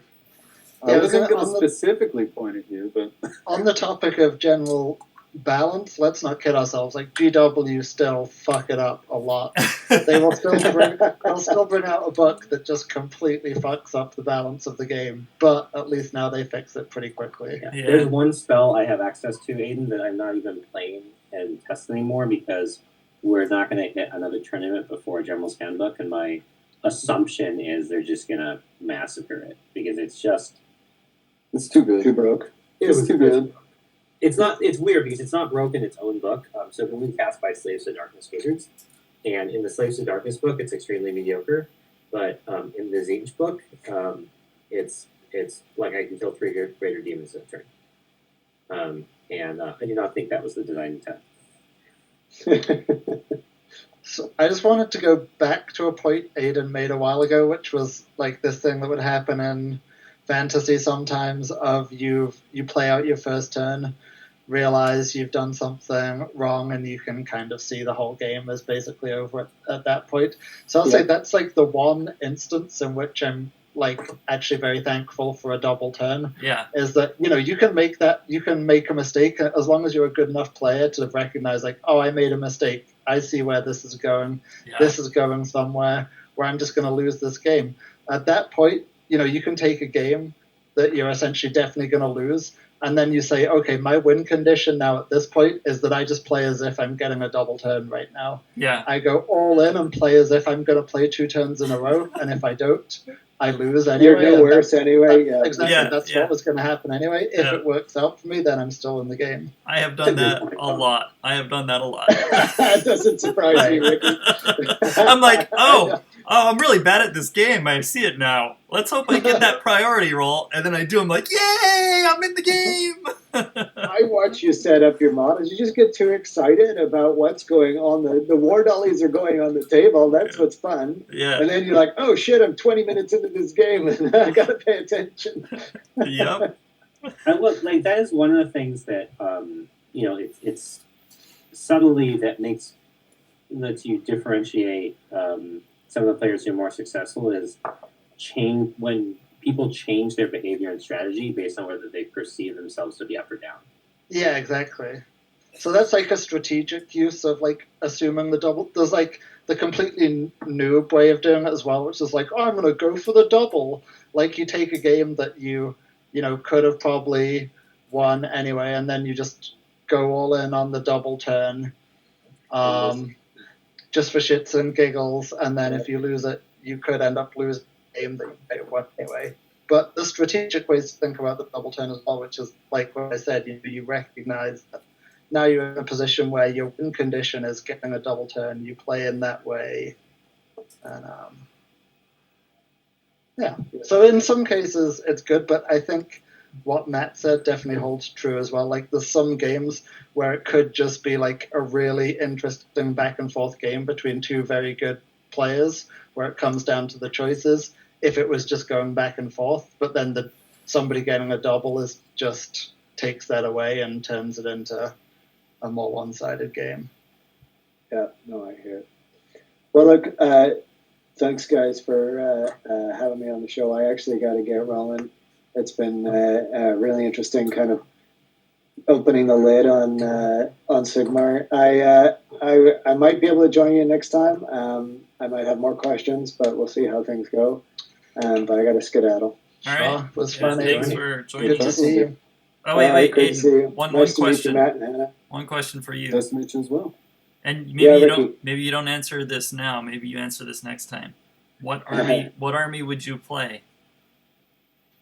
Yeah, that's not a question I have an answer to. All right. Peace. Because there's no wood elves anymore. No.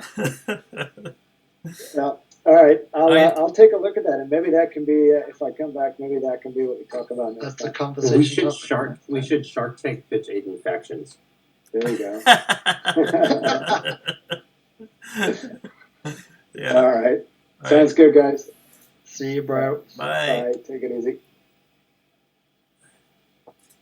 And I'm sorry I disagreed with you about your own list. You clearly know it better than I do, and that was I was incorrect to do so. He was fine. mansplaining your list. He was mansplaining your list to you. Yeah, a little bit. So I acknowledge that, and it was an error, and I apologize. It's all good.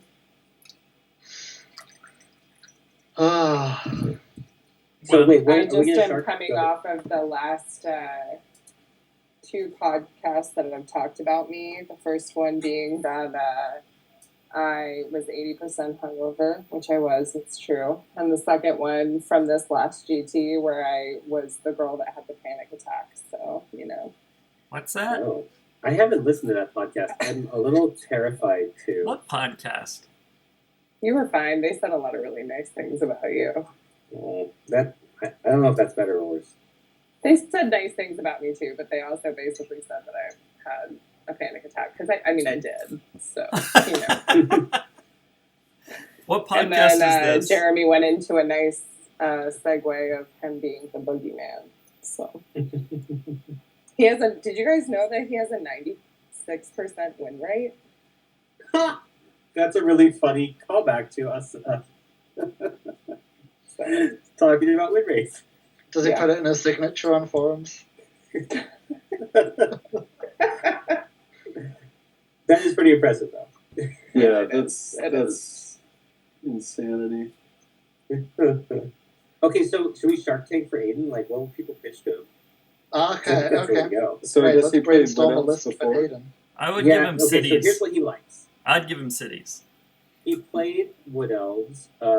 He also played Ricky's Skaven. He Mhm. likes lists where he likes counterpunch lists. Like, and actually, both of us played those in Kings of War pretty commonly. But he likes to have melee, make other people come to him, and then get to charge them when they come to him. Iron Jaws.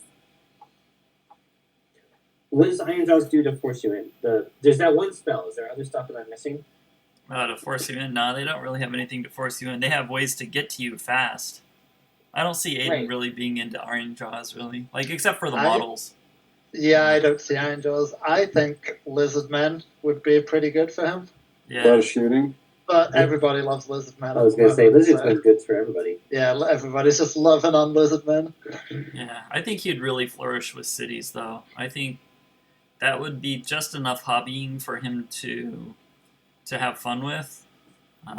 And has that book just has an answer for everything, but not a not an easy answer, because he does like to challenge himself. So I think he would find that challenge in that book. Yeah, that book it definitely doesn't feel overwhelming or overwhelmingly broken. I never got to go up against your list, Beasley. I was really wanted to see how you made that work. Yeah, it was solid. I mean, I still have all those models. I think it's not overwhelming. I think it's a like Hollow Heart. You could basically guarantee spells resolved, but none of them were super busted spells. Yeah. Go ahead. Well, a lot of people just use Hollow Heart to guarantee getting the bridge off, and then bridge in giant alpha shooty units. Like that's kind of the tournament Hollow Heart list is just leaning into that mechanic to guarantee bridge, and then it's the shooting that does all the damage. Sure, So- that's a good point. That is not. I didn't do that. Yeah, Matt So wasn't if doing it gets that. alpha struck, then it's in a bad way, right? So somebody can come in and just take off the caster. I mean, they don't really have any tough casters. In Sigmar. Well, I mean, you put stuff in front of the caster, so Right. Yeah, you can screen them out and put them on a dragon. So, and it's an endless spell that does that. So any caster. So you'd have to kill all their casters to make that go away. Okay. in Okay. Hollow Heart, you get a number of cheap casters. Yeah, I think. I mean, it didn't. I didn't end up playing it LVO. I don't think it made top. There were a couple bridge lists. I don't think any of them made top 8. I do think, like, I'm not sure if Alpha Strike is the answer. But I do think they're probably a little bit rock paper scissors. I They're, think built around the it's same. Like, I think it's get too this, give a pop or gimmicky. lose. It's too gimmicky to work. Like once people know, hey, you can screen out for the bridge, because the bridge, things still have that 9-inch limitation. You can screen out, and I think that any smart player, knowing that that they see your list, they're going to know that that's your gimmick. They're just going to be like, all right, I'm just going to screen out and put everything that I need at the back edge, and go ahead and move where you're going to move, and then once you move, I'll just come and kill you there. So. Yeah. All right, guys. I don't know if you can see this. So I tried just really overdoing the edge highlighting. Yeah. I mean, can't quite really see it, but it's not bad. Just can't quite really see it. Yeah. Put it up there one more time. So you gotta get your models for it. Put a light Like this. Basically backlight your model. Does that make any There you sense? There you go. Nice. That looks good. I think I'm going to keep going with just over-the-top edge highlighting on these guys. I realized as I went through them, so I'm using teal, purple, and blue, and when the models are dominated by both teal and blue, they're too close together when they're the low purple count, low flesh count. So I got to really exaggerate the borders. Yeah. So I'll suggest to you that Aiden might like the Fishmen. Fishmen? Oh. Fishmen. They're Well, fish money. He definitely likes speed, right? So Mm-hmm. he loves a big, super fast, agile hammer. So he's going to love himself a big old unit of the, what are they called? The eels? Yeah, but with the the Morsar Guard, right? He's going to love some of that, and yeah, basically just that. He's going to love eels. I'm Isn't saying that a that. one-trick pony? Am I missing something? What's the trick? Wait till turn 3 and hit them with eels while a bunch of bonuses are stacked up? Yeah, you can do also- other things. You can do that on turn 2 as well if you want. Okay. There you go, So- 2-trick pony. So I feel like I haven't had an experience with them against somebody who really knows the army. When I played against them, my first time playing against them was LVO, and I had no idea what the army could do. So it was just like, okay, well, let's see this happen on stream. Yay! And I mean, they have all the tools they need. I think they're definitely a finesse army to play, though. Well, that's good. I think And that play would well. be something that would appeal to him. That finesse, and you can play counterpunch. You can. So the interesting thing about eels, the fishmen in general, is that you can kind of be coming off best in a ranged war without having that much ranged stuff yourself, just by making use of the targeting rule, right? You don't need to be having necessarily better shooting than your opponent to be coming off better in in that trade because you can force them to just target crappy stuff. So you can still force them forward and then counterpunch with big eel units. What do you even shoot with them? The Sharks. no, Sharks. obviously you're shooting with the 6 Scourge Runner chariots that you've allied in. Oh, yes. There we Obviously, That's what. and you're positioning them in such a way that people can just shoot just one Scourge Runner every turn and not target your eels. Ultimate Can you rage quit. add in 6 Scourge Runners? Sure. All right. There you go. All right, got it. That's Aiden's list: 6 Scourge So Runners and a Just bunch of deliver him a eels. list instead of Shark Tanking. Just be like, here's a list you're playing. Go buy these. Something will get nerfed. So, but there is more depth that can be seen in that army, though. So there's 2 types of eels. There's the defensive ones and then the floaty ones, right? Right. So, when, do you know the rules for the defensive ones, offhand? I do. Lay them on me. Well, Fish doctor. so they're unrendable, first of all, which is nice, awesome. and they have a +1 save on the charge, so you can charge in and be at a 3-up unrendable. So they're nice little speed bumps, and so I like the idea of having a few units of 3 of the little speed bumpy defensive eels, and then a big smashy hammer of the spear eels. So I've seen the small units. That's what I've gone up against is the small blocks. I almost wonder what would happen if you had 2 units of 6 instead of 4 units of 3. Right? Of the spear eels? Of the blocky dudes.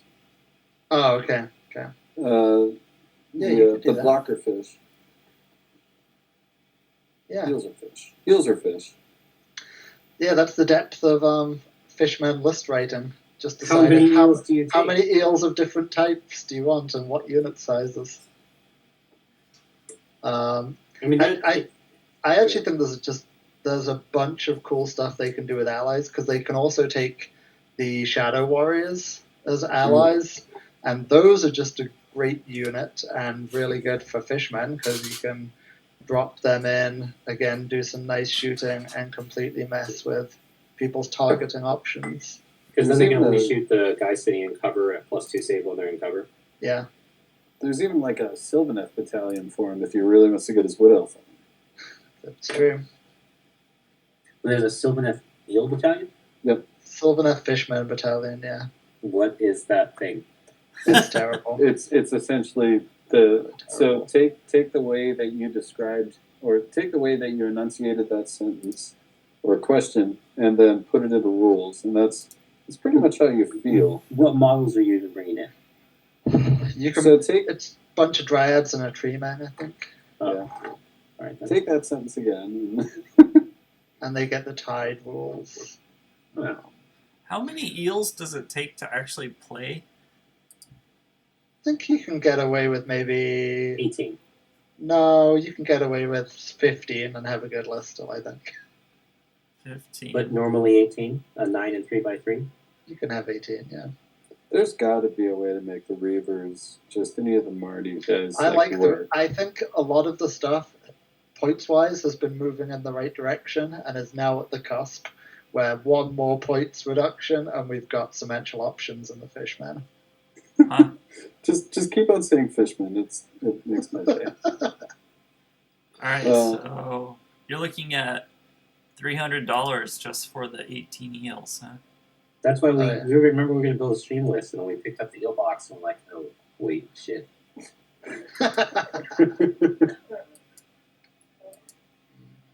So how and a choke on our paintbrush there. What's that? At what point are sharks just like now all of a sudden the new Scourge Runner? Well, they would have to go real low to be honest, and because fishmen can take Scourge Runners, I just don't see it happening. Oh my god, Scourge Runners. Sharks with an extra points drop could have been okay, but now you can just take a Scourge Runner instead. How many points are sharks? I think they're 120 now. I thought they were just 100. I think they are 100. They've actually gone down. They started at 140, then went 120 and 100. All right. Yeah. And how much? And I'm asking these questions because I'm projecting on my phone. How many? What is their damage output equivalent? Like, do they have 2 shots at D3? No, they just have 4 shots at 3s, no rend, 1 damage. Oh. Yeah, they're rubbish. They No, have 3 a bite, shots, though. sorry. They have 3 a bite. shots. They're a bite. They But got this bite. is they're a this is hybrid the melee trouble. range. Is the This is trouble. When I first saw the shark model, I was like, awesome, that's going to be the cool, shooty jet bike kind of shark model, and then it's going to have a real roll. But if the shooting attack is just some bonus, then they're always going to be just going up against eels for the melee roll, and they're not really adding anything to the Yeah. army. Yeah, that was the general consensus on the book when it came out. It was like, oh, great, we got these sharks that just suck compared to the only thing I want to buy. A shark should just have the stat line of a scourge runner, and then it's a good. Adds something to the army. Hey, Tom, I figured out your next conversion project. Scourge runners? Scourge sharks. Sharks. Shark runners, blade runners, Street sharks. fin Fin Yeah. runners. Land sharks. land sharks. Just put some wheelies on it. Hey, you guys want to see my wings? Ooh, Nah, so- oh, those are fabulous. That Scourge Runner is going to go to the fanciest club. That's really that's fabulous. those are sparkly as fuck.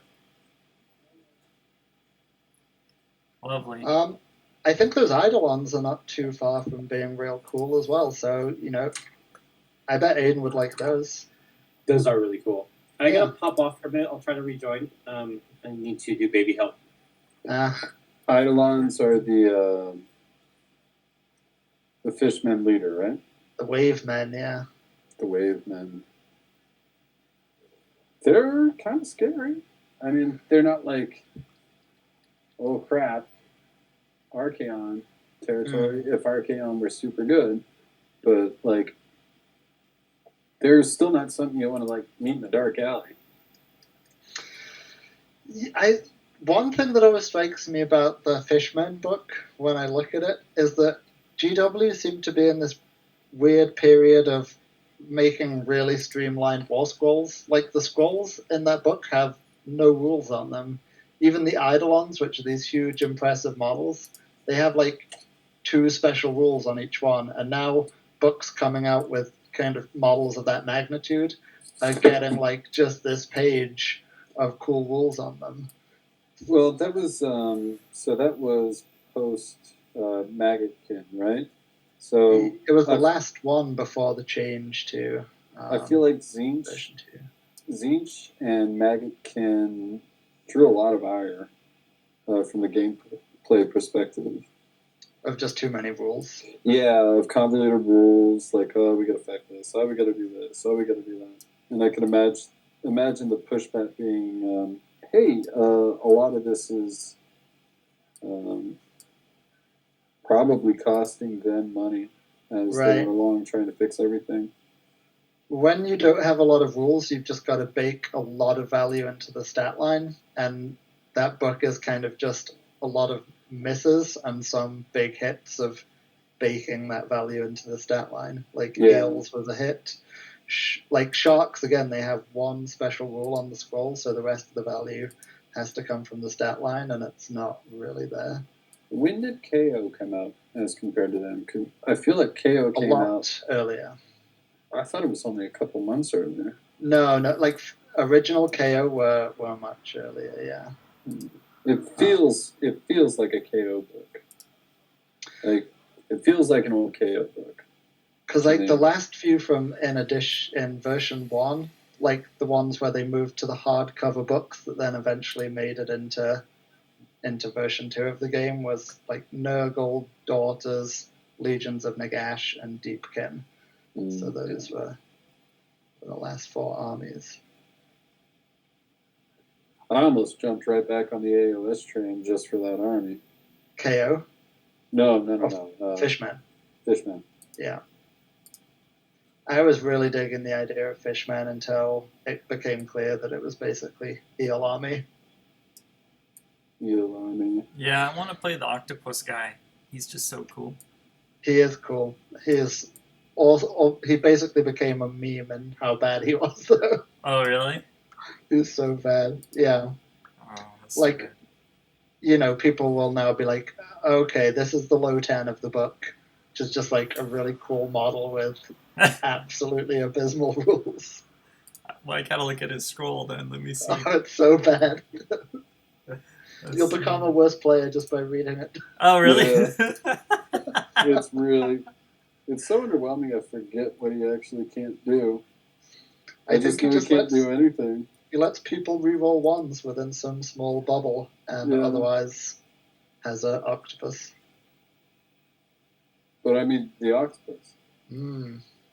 So he adds one to your bravery, and reroll ones for the Namarti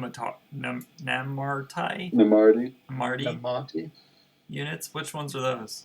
Are those the all guys with the swords or bows? They're both Namarti. This is how much I love this book. They are the blind archers. Ah, yes. Underwater blind archers. Yes. Right. Yes. The guys who trained underwater to fire bows.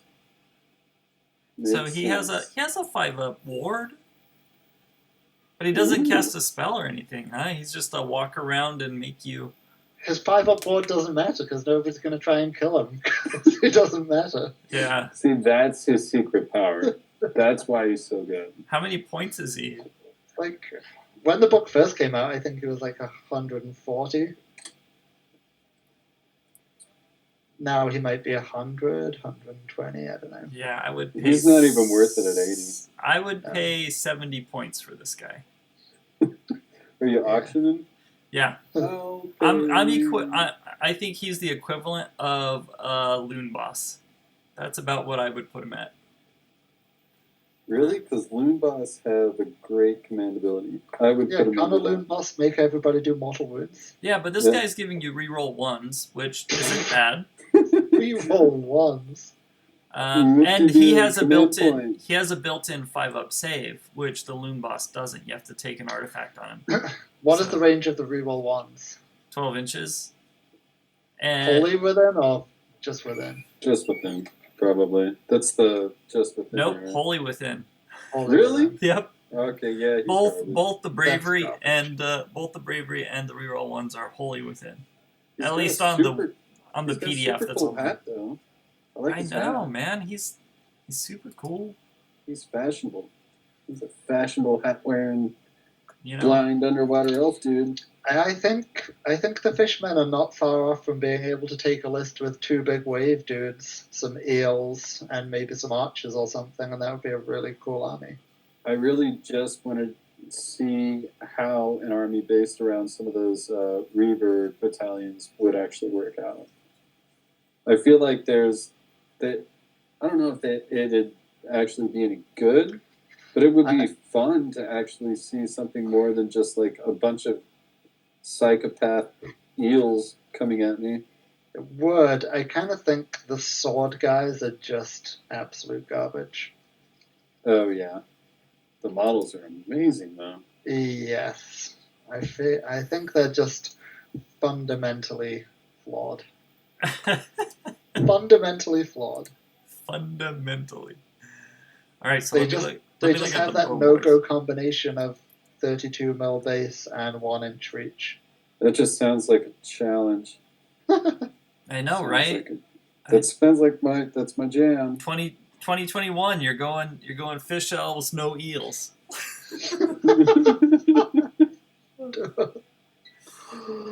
That would be a maverick move. What else would Aiden love? See, the thing is unless he's into the eels, he shouldn't play this army, and that's what Sure. I'm worried about. Sure. And I'm worried that he might want to try the other models and then get frustrated with the book in general. And so Right. I would hesitate recommending this one to him. But if you explain that to him that that if you're really into eels, you tear out the other pages before you give him the book. right. So it's just like, this is eels, the army. I don't know. I don't know how he feels about. Let me look at all the grand alliances here. Let's start with order.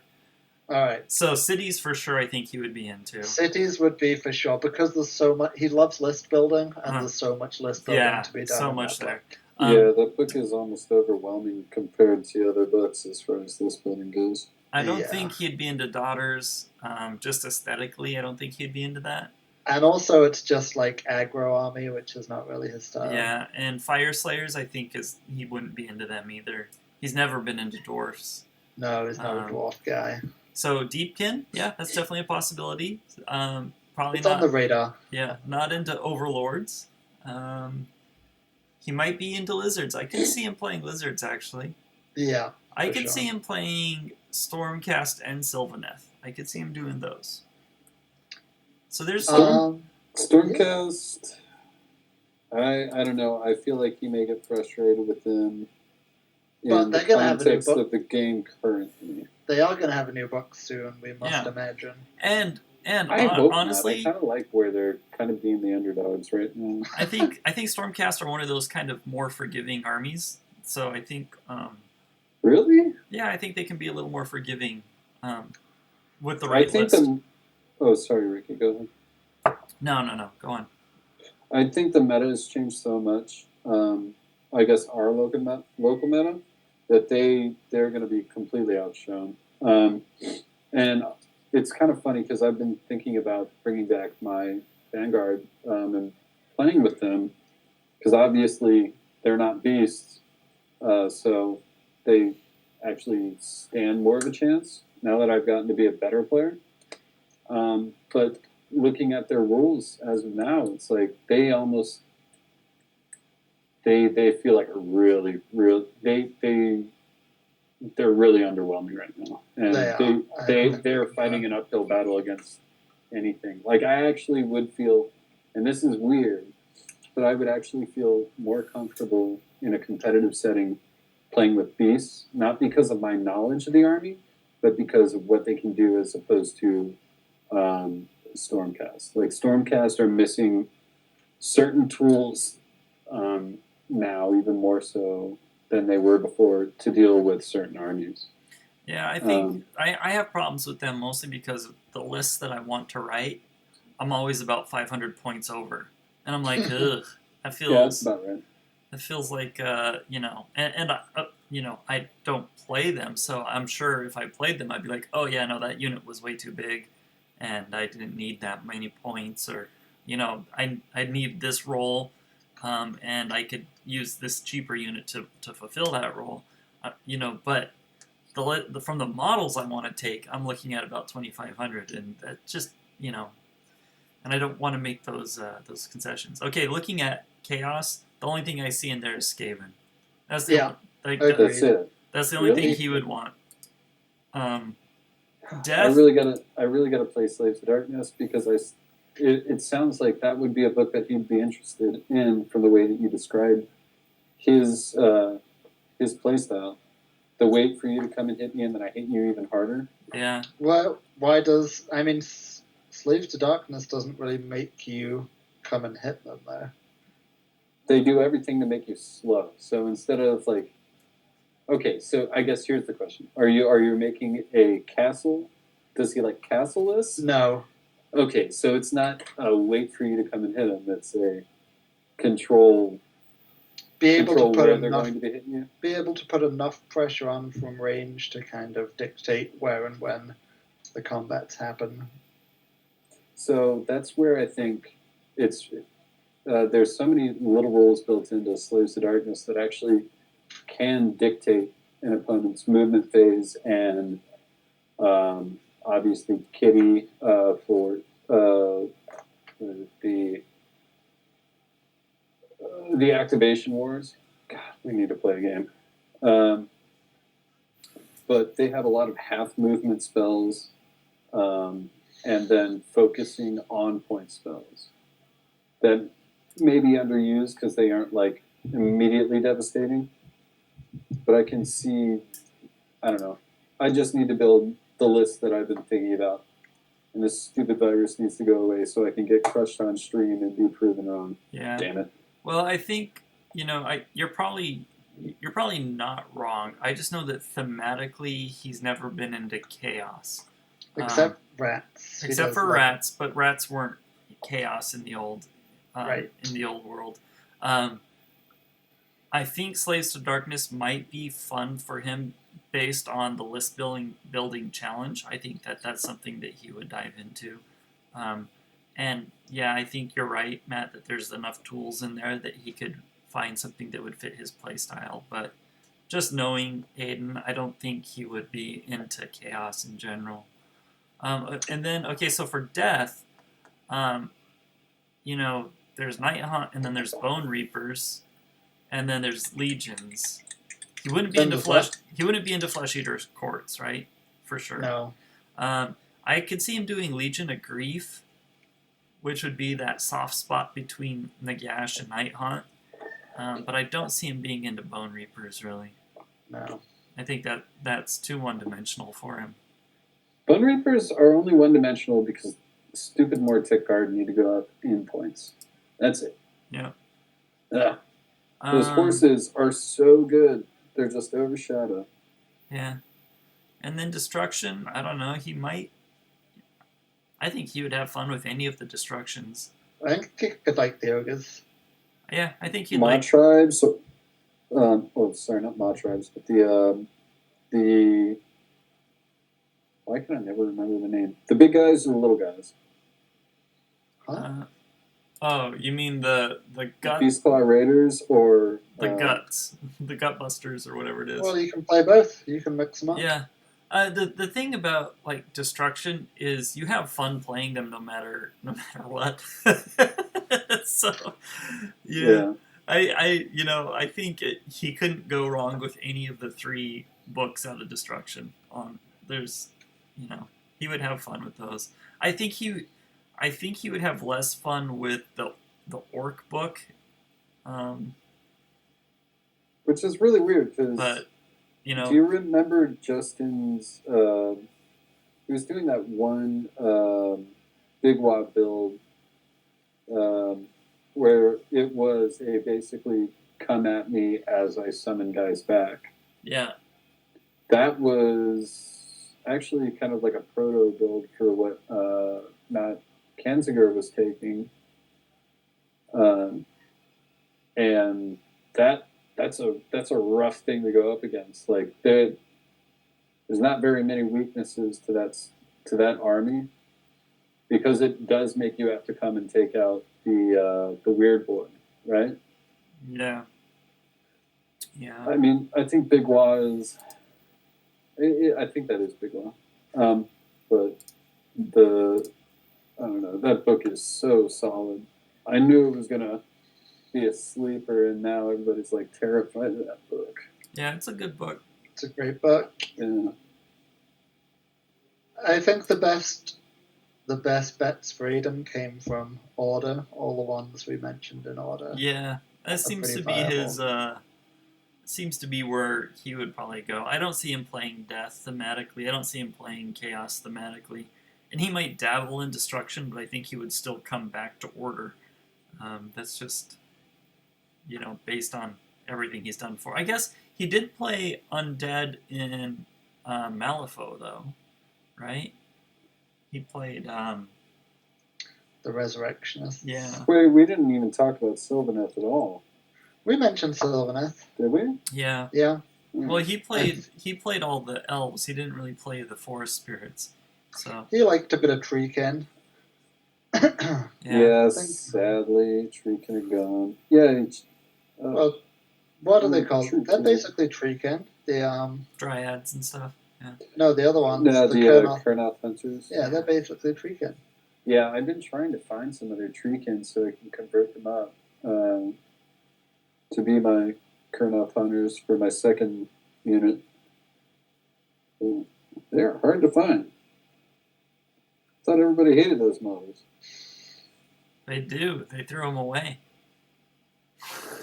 Or they burned them at the end of 8.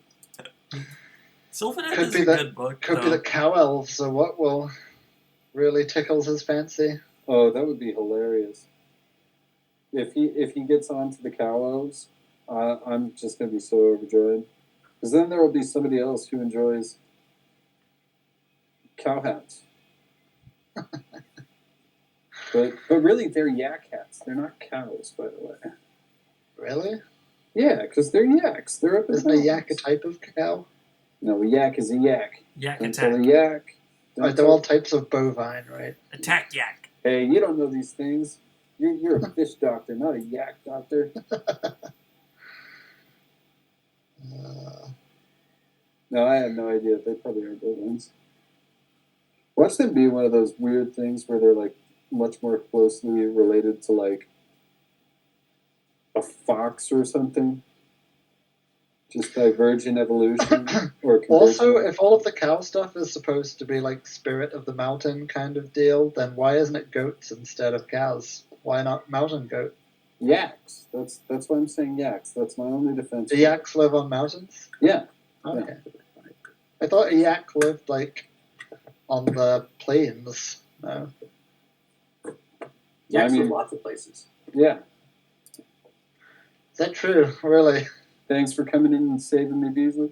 Need Those to bring drowning? up some David Attenborough to check that out. I'm basically a yak scientist, like you're a fish scientist. You know? Ah. And I tell you, they live in a wide variety of biomes. Yes. Yes. Is it cold? There's yaks there. Matt, we pretty much like brainstormed all the possible armies for Aiden. Okay, what's the list? Cities, fishmen, lizardmen, Skaven, Sylvaneth. Basically just that. Wait, did we shoot down Sylvaneth or did we stay on Well, Sylvaneth? no, we think you would like them aesthetically, but they're just pretty garbage. So I like my Sylvaneth, even though I haven't played them much. I think they're too close to what he wishes still existed that doesn't to do Sylvaneth. What, And Living he's City? commented that he thinks they're too cartoony now. He doesn't like think the hunters and the new. okay. I sort of get it. I really like the style better, but I love the hunters. They look oh, me amazing. too. And they're beautiful. But I like agree with the Drycha. other ones. I'm trying to think if there's anything we missed. Drycha is so cool. She's like a battle suit, like a dreadnought for a spirit. It's just so cool. Like that model is just really neat. Oh, I hate Drycha it is so amazing. much. Yeah. She looks Y'all so are derpy. A good amount of my house as I look for power for this phone. Mainly just the ceiling, though. And Bob's Burger. Bob's Burgers. Yep. Definitely Yeah. some Bob's Burgers. Right. I think I'm just going to be pointing my phone at the ceiling or something because it needs power, and all of my like wireless chargers need to like sits facing up. Oh, I thought you were... Oh, okay. They were like somehow magically getting power. Yeah, they're Facing it a magically certain getting power way. with This little thing here. So do you think Sylvaneth is viable without Alariel? I Yeah. think they're viable with Alariel. I think they're more viable without Alariel. To be honest. Because like I would want to just play Drycha, you know? I would just want to have her as the centerpiece of the army. I hate that Then- model so much. They live in cities and take Drycha, and you'll have a better army. I think that I honestly think that points now, Alariel, Drycha, and Durthu are all in totally reasonable places. I think that the book is internally well balanced point wise. It just doesn't. It's not like there's a clear bad choice. It's just that like everything's a little too much, or the faction abilities are a little too underwhelming to really make it super competitive.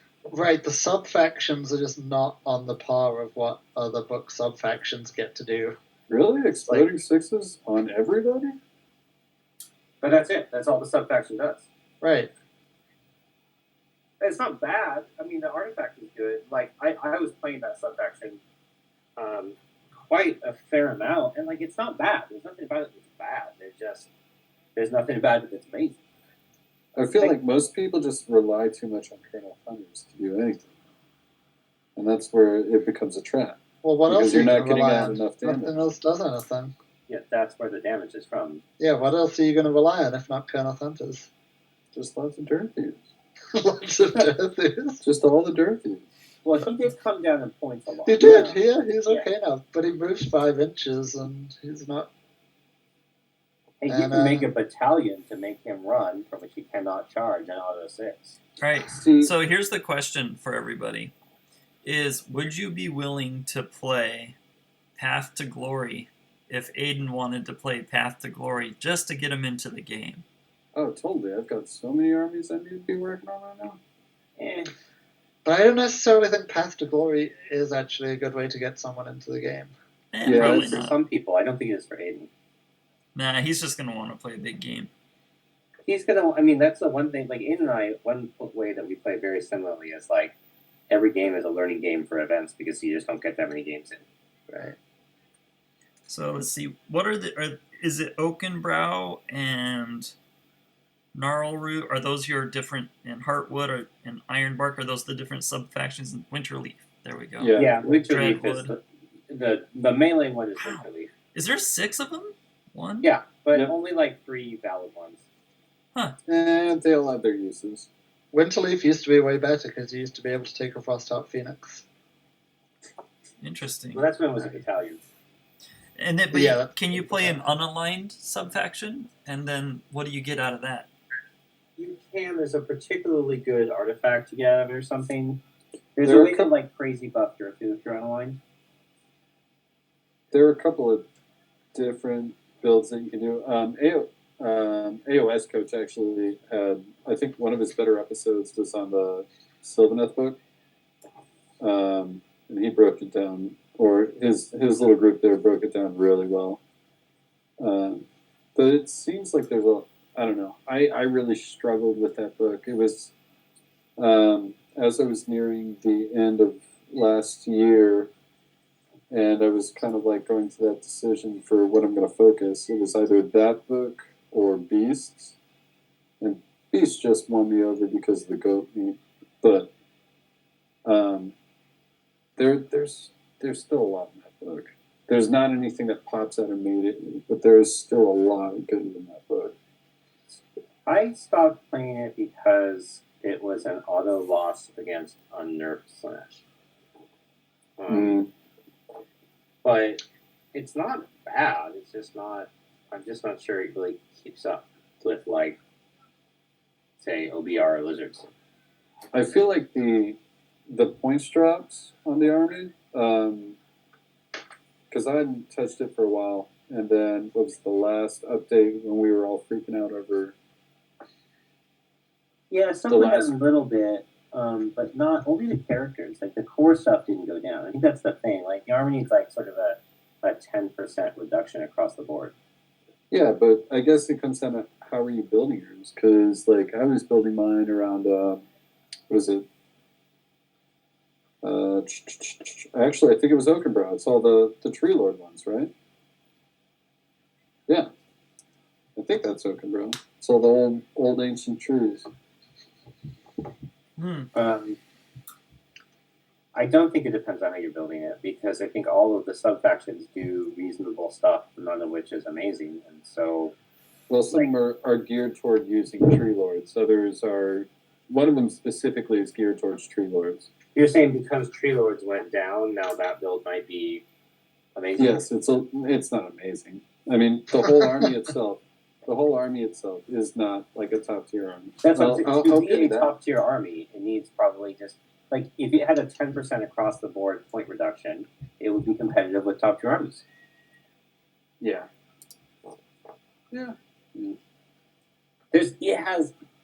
It has a million tier 2 lists, a million solid tier 2 lists. Yeah. Huh. I mean, And they all have that's some number. fine. I mean, that's what I get out of Gits, really. It's Yeah. a whole lot of tier 2 lists. So. I don't know though. Your lists are more like I feel like Gits. If I was to go to an event, I would much rather play your mixed arms Gits list because it just feels like your lists have a lot more outs than I ever felt like I had with Sylvaneth. Yeah, Sylvaneth feels very unforgiving. And just their movement, their real like redeployment and movements. Did we lose it? No? No. Oh wow, my phone just went wacko.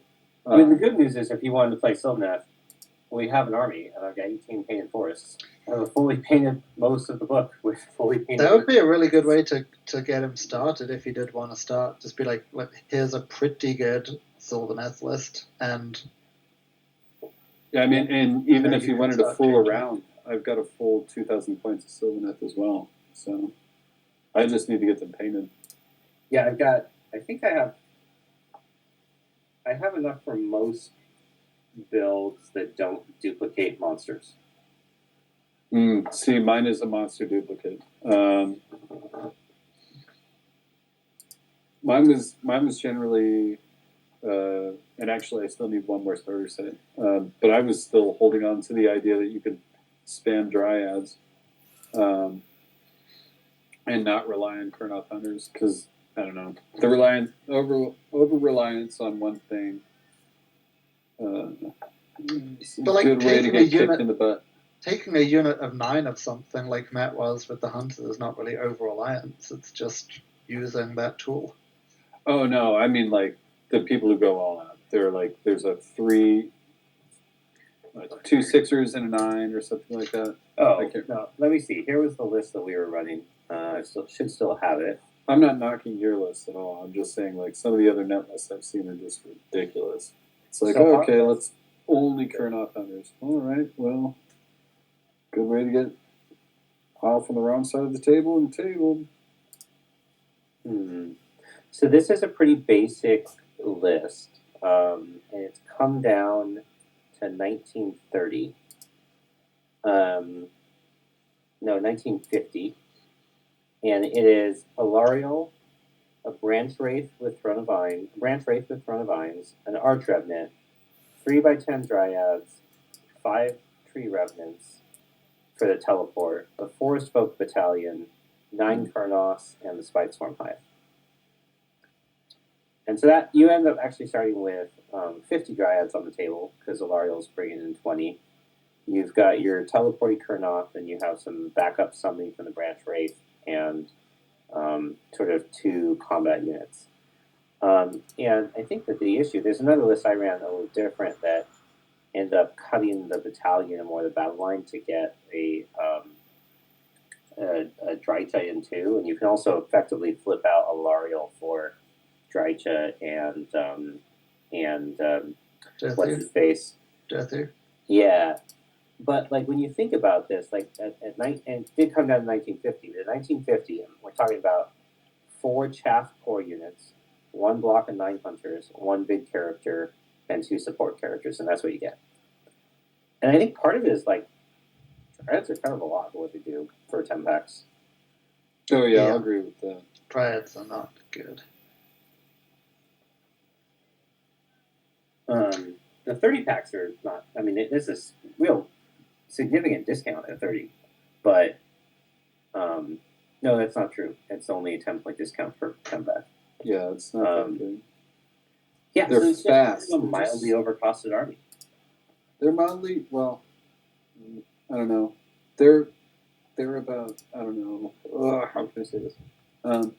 They remind me a lot of the way that you have to play beasts right now, which is you need to be thinking ahead about where things are going to be going all the way through the game. You need to be playing a turn ahead in order to get the most out of the army. That's true of all armies. I don't know about that. I mean, there are armies that can just not have to react and will have resilience. They don't have that. There are armies that can reliably just bring enough firepower to bear without having to get everybody within a bubble. They definitely don't have that, right? So I guess, I mean, it seems like if those armies had to play against something that was higher power than they were used to playing against, then the answer for them would be, oh, well, you have to play them just right and think ahead. It seems like it's almost an excuse for things that are not quite up to the power level to say, well, if you play them really well, then they're up to the power level. Oh, no. I'm not saying they're up to the power level. I'm saying they're behind the power level, and that's why. There has to be a certain number of events that happen game-wise outside of like an area of effect or something, right? where they So come why into is that? Why is that different than just saying like, if you play really well, you can play above the curve for the army? Because some books are inherently built around that, and some are not. Does that make any sense? I mean, it comes down to you just have to work harder to do the same things that other people do easier, and Well, that's why they're below the curve. But that's what I'm saying, is that feels like a generic statement. And Yeah, I'm exactly. saying that he thinks that certain designs of books lend themselves to that, and not. And I'm not saying that that's like I'm just not seeing what about the books makes that true. No, I think they just have a generic bad army problem, which is that they work hard to do things that other people do easily. I mean, I guess there's some I guess like the devil's advocate, like I can see what you're saying with the difference between, say, a list that relies on a lot of positioning in order to maximize its output versus a list that just generally teleports wherever it wants and has no bubbles and cares about. Like it's harder to fuck up. Is that what you mean? Yeah. Well, yes, and it's not. I don't think it is as simple as somebody else can do that easily. Like there are scalable amounts of like wreckability in certain lists, and I'll pull Beast because it's what I've been playing mostly. But so let's take Beast. I can reliably get a 40 unit troop that can hit using 3 attacks, rerolling ones to hit, having +1 to hit, up to a rend of -3 or 4, depending on the turn of the game, the area of the board, the specific spells that I've cast, whether or not they've gone up. Like there's a certain amount of it that doesn't come down to skill, right? But there's also just an amount of it that can steamroll up to the army can punch way above its weight as far as points values are concerned, or as far as the book's perceived value is concerned. And that's not because of player skill. It's because there are rules built in that gives me -1 rend on somebody. Then I can cast a spell that makes -1 rend. Then I can also do this. Then I can do that. And the book is built to actually put all those into one spot, as opposed to other things having it inherently. Whereas if all that's put into one spot, which is how the book is designed, it will steamroll any army. It's just very hard to get it to that point. Does that make any sense?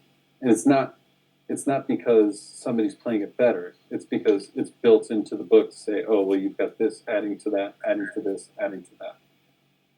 In the same way that, like, a Beast Lord, if it charges in and kills somebody, then gives rerolling to wounds for the entirety of units around it. If it hits a hero, it's wounding and hitting for everybody around it. Like, there are certain books that are built on cascade moments. Yeah, maybe. Does that make sense? It makes sense. I'm not sure. I get what you're saying. I'm not sure I agree, because I think a lot of the books that you would probably group, or anyone would probably group, as the ones that don't rely on cascade moments. It's not like they don't have the ability to do that. It's that they don't need to, because they have more efficient ways to get it done without jumping through those hoops. So it's not like every book has the capacity to do those things, and some just have to rely on it to get work done. I don't think every book has that capacity.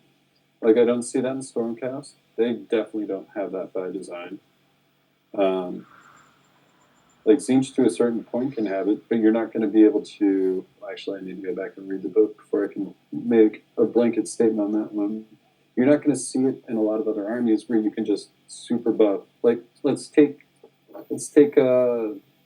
Gloomspite has that ability as well, just to put several different things in one spot, and it can cascade into an almost like stupid level of like trolling your opponent with the amount that you can do that no other army is going to have the capability to do.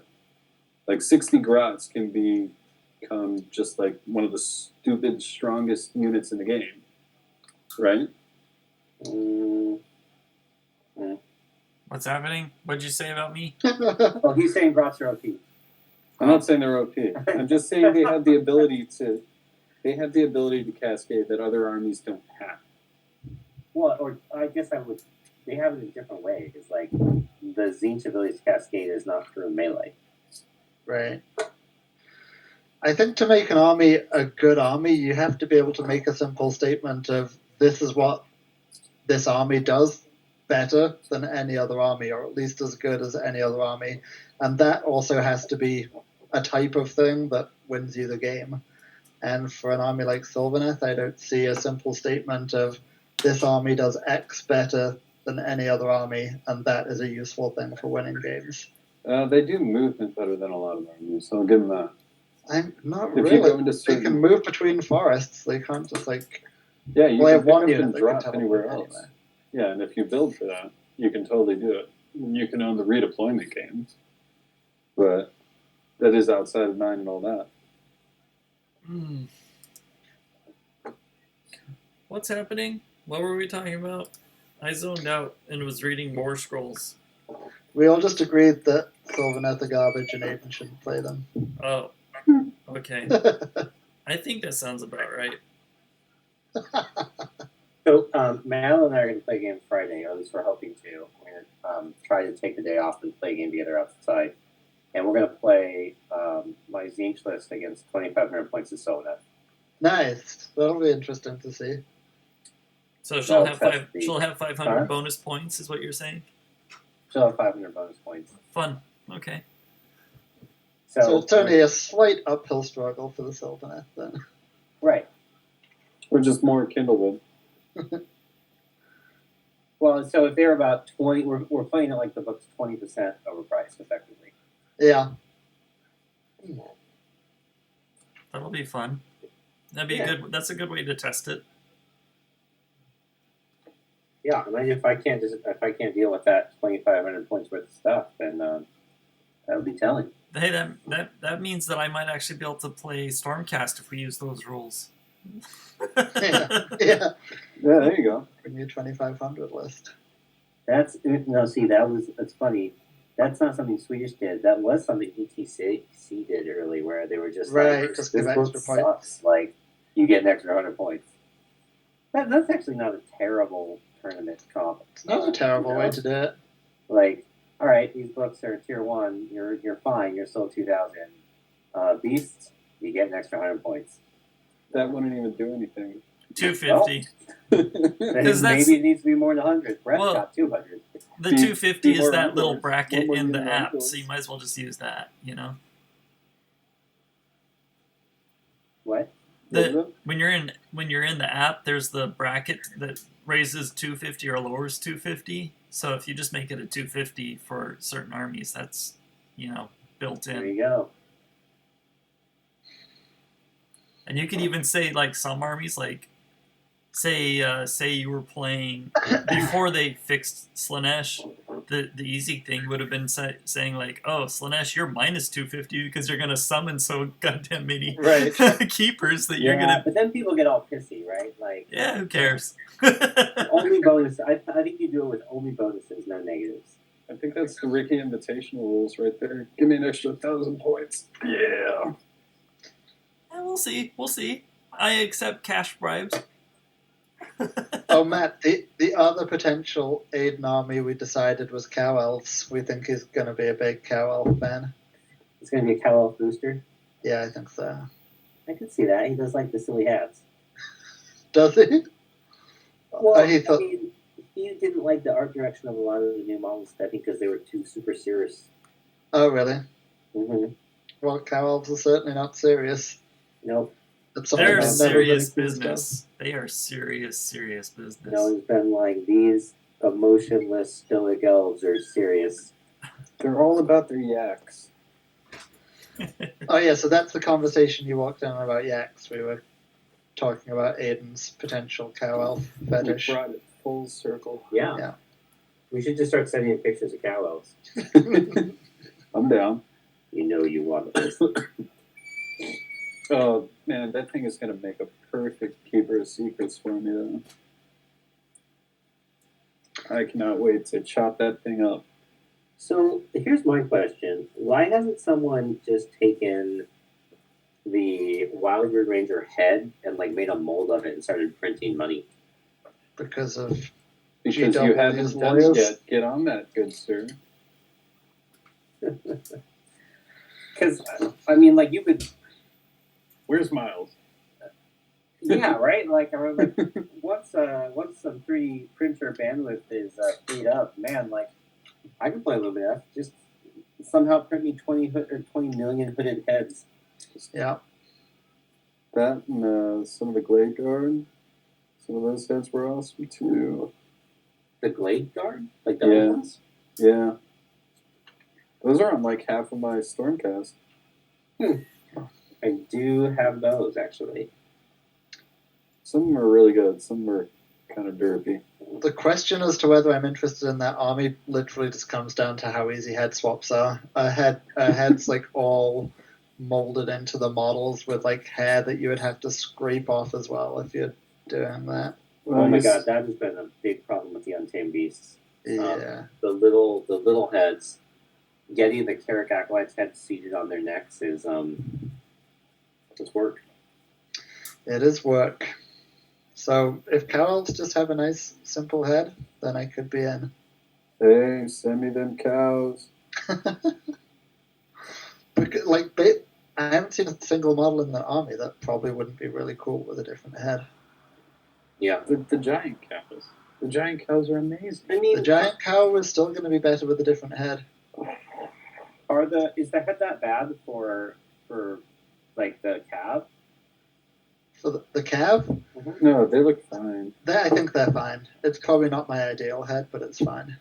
I think that what's going to make me buy the army is if I can go mostly cab with some support. I mean, like this model's the best. I actually really love the cow hat models apart from the hats. I think they look dope with the hammers and like the flowing cloaks really? and stuff. I would have thought the whole croquet thing would have turned everybody on. I love me some croquet. Yeah, croquet hammers are He dope. is British. Yeah. Those are like that's what the dwarves have a lot of those kind of croquet hammers. They just on dwarves they look natural for some reason. Yeah, on elves I'm they down look. with those hammers. They're I don't know what's the word. Aberrations. Ooh, wow, harsh. Like It just looks unnatural, like it shouldn't be. it shouldn't be. Hammers aren't like classy, sophisticated weapons. They're for people who are confused by aim.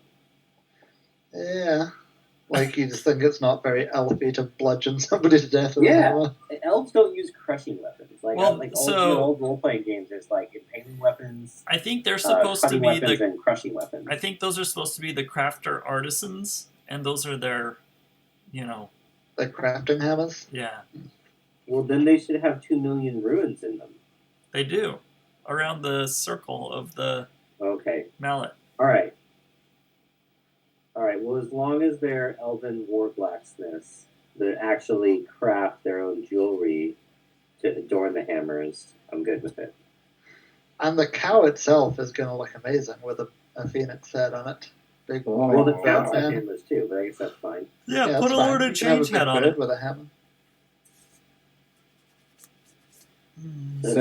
Send me all the cow heads. I will give them good homes. On the tops of my actual cow heads. I just need to see what the army is all about as well. Yeah. Yeah, that preview on Haish was interesting. Oh, I didn't see the new one that came out. Something like that. What was it, like a lore preview or what? It was they were actually building up lore for the realm itself, which was really nice. It's like there are some times when I'm like, man, I love this game. It's amazing. Like playing it is probably probably the most fun I've had playing a war game in a while, and that's more because I'm still just shuddering from 7th edition 40K. But there are points where it's like, wow, it almost feels like there's no lore, and it makes sense because I'm coming from a game that has 30 plus years of lore written into it, right? Is it And really so- 30 plus years of lore? Dude, yeah. Or is it like this one super powerful dude who was definitely a sign of the Emperor in some way, and this super armor totally wrecked this other super powerful dude who was also super ripped in this other armor, and it had head skull plugs. It was hardcore. Their shoulder pads were different, Matt. Don't forget that. Slightly different shoulder pads. The next one saga. So just one super powerful dude. Remember how we were talking about the those adventure books the other day? Mm-hmm. I started listening to the first one on my the last couple days on the way to work and back, and I'm really liking that Billy Piper narrator. She's really good. Oh, okay. The stories, you can tell that they're kind of short stories, and so there's not like a lot of depth and a lot of filler description, but she does really good voices. So that's like for me, that's what makes a book. Like I can listen to a really good voice actor read a kind of crappy novel, but if it's a really good novel and it's just got like a monotone person reading it, I just can't listen to them. What books are you talking about? There's those 3 like teen adventure books from Black Library that came out, and they had them on sale. Oh, okay. And the first one's called Lifestone, so it's like about Stone of Life. teenagers in the mortal realms. And Billy Piper does the voice? Yeah, and she's doing Wow. great. Yeah. Who's Billy Piper? She was like our Britney Spears. She was around about the same time as Britney Spears and was like teenage pop girl. And then she did some she was in Doctor Who for a while. Oh wait, I watched Doctor Who. Which one was she? She is like the girl in the first reboot one. I don't know how many seasons she makes it through. Yeah, I see that, Matt. That's great. In the first reboot? Okay, so I know who you're talking about, yeah. Yeah. What do you think for the Flesh? There's like barely any on him. It's dark. I mean, it looks like, okay, so you know Well, how I when you... I need to paint the Flesh. Oh, you need to paint it. Yeah. I don't know. I kind of like it dark like that. It feels like a bog person. You know how they pull out those bog mummies? And they're always like black? Like, the peat man or whatever. yeah. So, I don't know. But that doesn't match the fabric then, because the fabric would be bog stained too. But, yeah, I would either go super, super pallid, which might not work with that fabric color. But, yeah. Something to differentiate it a little bit more from the red on the sleeves. So this is a weird aside, but about audiobook readers. I have this issue, which is that there's a ton of books that Will Wheaton reads. Okay. And, like, he's a good voice actor. He does a good job. He does good jobs with emotion. But it's Will just Wheaton. Feels like Wesley Crusher's reading me the book. Yeah.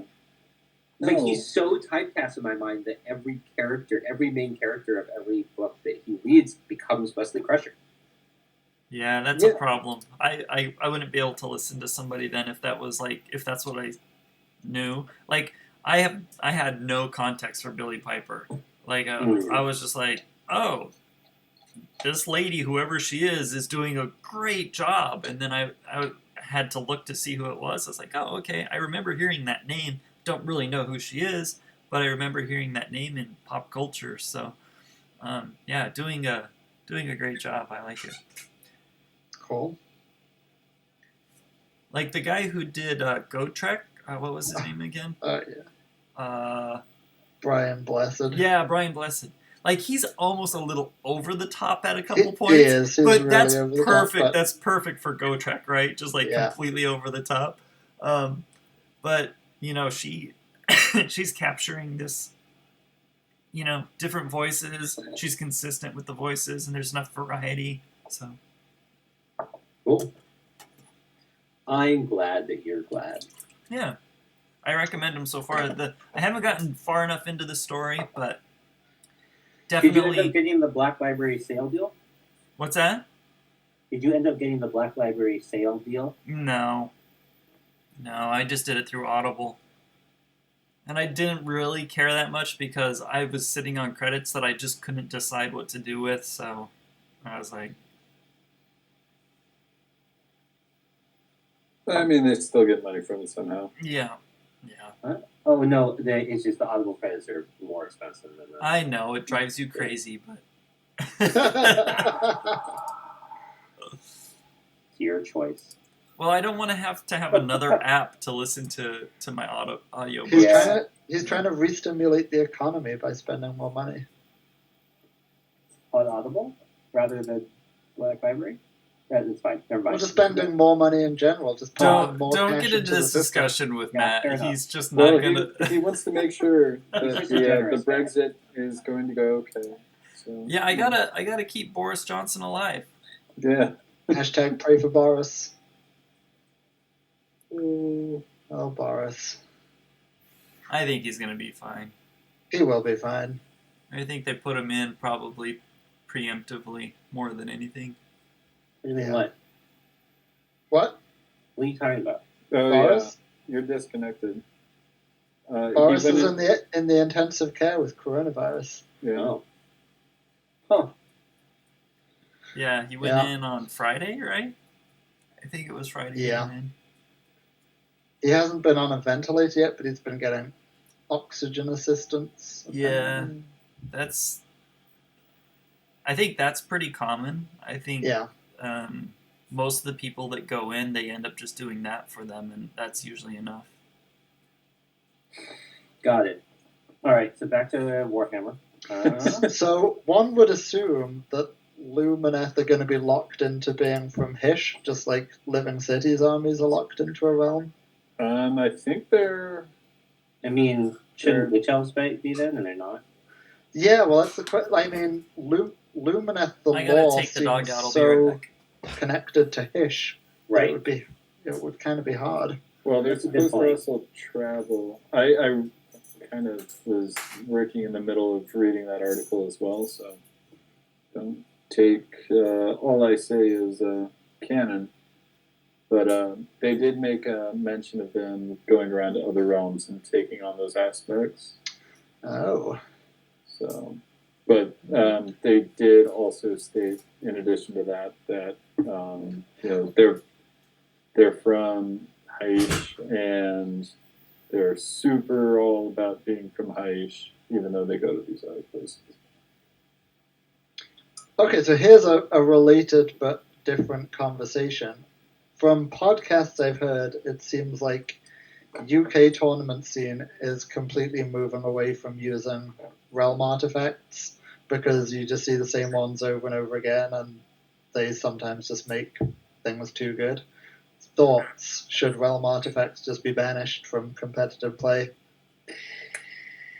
I don't know. I feel like some armies have to use them to hang on. I think that they need to be in competitive play because one of the things that has gotten significantly better in the back half of the second ed books is the in-book artifacts. And the books that tend to be the better books anyway also tend to be the ones that have the better in-book artifacts. And so you're disproportionately hurting the books that need the help by removing them. Yeah. Probably true. Matt said that much better than I could. That was kind of the only way I could keep up for a little while as I was learning Beast was to use Ethereal Amulet to keep a Shaggoth alive. But then on the other side of that, like there's this amazing Beastclaw Raider player that Peter Doucette, who he's been playing that army since it was old Beastclaw Raiders in the sea of all the new books. And he still uses Ethereal Amulet to give one of his Tusk guys 3 and up unrendable, which is like Oh boy, that's a lot to deal with.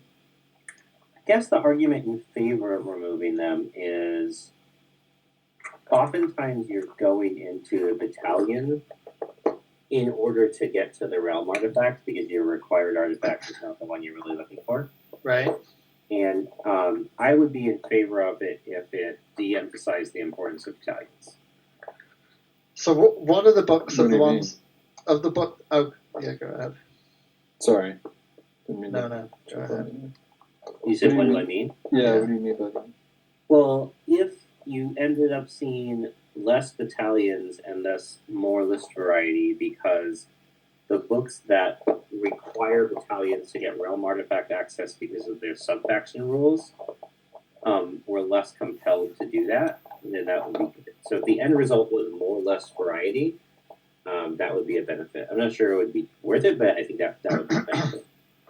Yeah, so like in the Beast Claw Raider example, you're like, okay, I need an ethereal amulet to make this Stonehorn good, which means I now need to have a battalion in there. So I'll take the Yulbad battalion, and then every Beast Claw Raider army has a Yulbad battalion because you need that ethereal amulet. Right, exactly. Yeah. So that would be the pro. Were you saying what books need it, or what books? No, I was saying what books of the ones we play have artifacts that are genuinely you would take them over realm artifacts, not counting the required artifacts. Go Because ahead. Because the simplest argument for getting rid of the realm artifacts is just that they're pretty uniformly better than everything in the books, and you just see people always taking the same ones instead of exploring the options in their books. I feel like that's really not the case, though. Like, I see maybe what, just Ethereal Amulet, really. Or the other one that gives you 5+ back for a command point after you spawn it, which you cannot remember. Okay, the I name. don't like that artifact. Yeah, I just don't like how it can stack with other stuff. So you can basically spend one command point and roll for multiple things, and end up getting more command points than you spent. Yeah, Yeah, I like that a lot if you can stack it with other things. I actively dislike it. Yeah, I think it's a stack of other things. Yeah, it's kind of one of those things where it seems like it was a not intended when they were writing the rules for it. Well, And it's just they kind of they like, wrote the rules for it back when command points were not generated easily and were usually not for these really broken. Like a lot of the most broken stuff lately is a command point generated thing, and Yeah. like most of Slanesh. So I'd say Yeah. the ones the you strike see again. the ones you see all the time from the realm artifacts are just defensive artifacts because a lot of the books give you a lot of really good characters on monsters and stuff, but not an artifact to help keep them alive. So you just see those defensive ones spammed over and over again. Yeah, so your question, it's a good question. I was like, well, what are the artifacts that are worth taking from the books? And now that you're saying that, I'm thinking through it, and maybe I'm wrong. Because I think that like the top books are often taking a realm artifact. Right. So I think I take it back.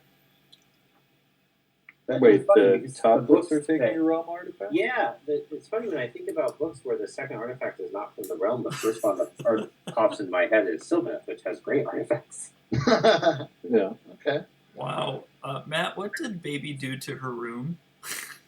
What are you talking about? There's a picture in Baby Chat that is just like her room destroyed. Oh, I tried to put her down for a nap for 2 solid hours, and instead of taking a nap, she took every toy out of every place. Yeah, I think that's normal. She's cataloging it. She's building a list. Inventory. That was funny. Yeah, so okay, I take it back, Tom. I'm thinking through it. So, like, Slanesh took realm artifacts. Yes. In Zinch, I'm taking a realm artifact, but I dropped it because it wasn't that important. I think that you're right. Like, the issue tends to be realm artifacts on large written monsters slash Yeah. slash greater demons kind of thing. Your Right, mana so- core? You could argue that it's kind of making all of these monsters artificially more durable than they should be, based on rules GW are trying to write for that army in the book. Yeah, Uh-huh. that's a perfect Okay. argument. That's the argument I was making with the Tuskhorn or whatever. Stonehorn. Right. But the Stonehorn is fine until you give it the ethereal amulet. You mean? Yeah, because it's got a high amount of wounds on it. It can get a 3-and-up save. And it has a It 5-up has a shroud. Yeah. Yeah. It's when you add that one extra rule with turning it into freaking Night Haunt, it becomes like, okay, well, there's either no way to deal with this, or I'm going to be dealing with this with everything for a turn or two. And by then you're And- tabled.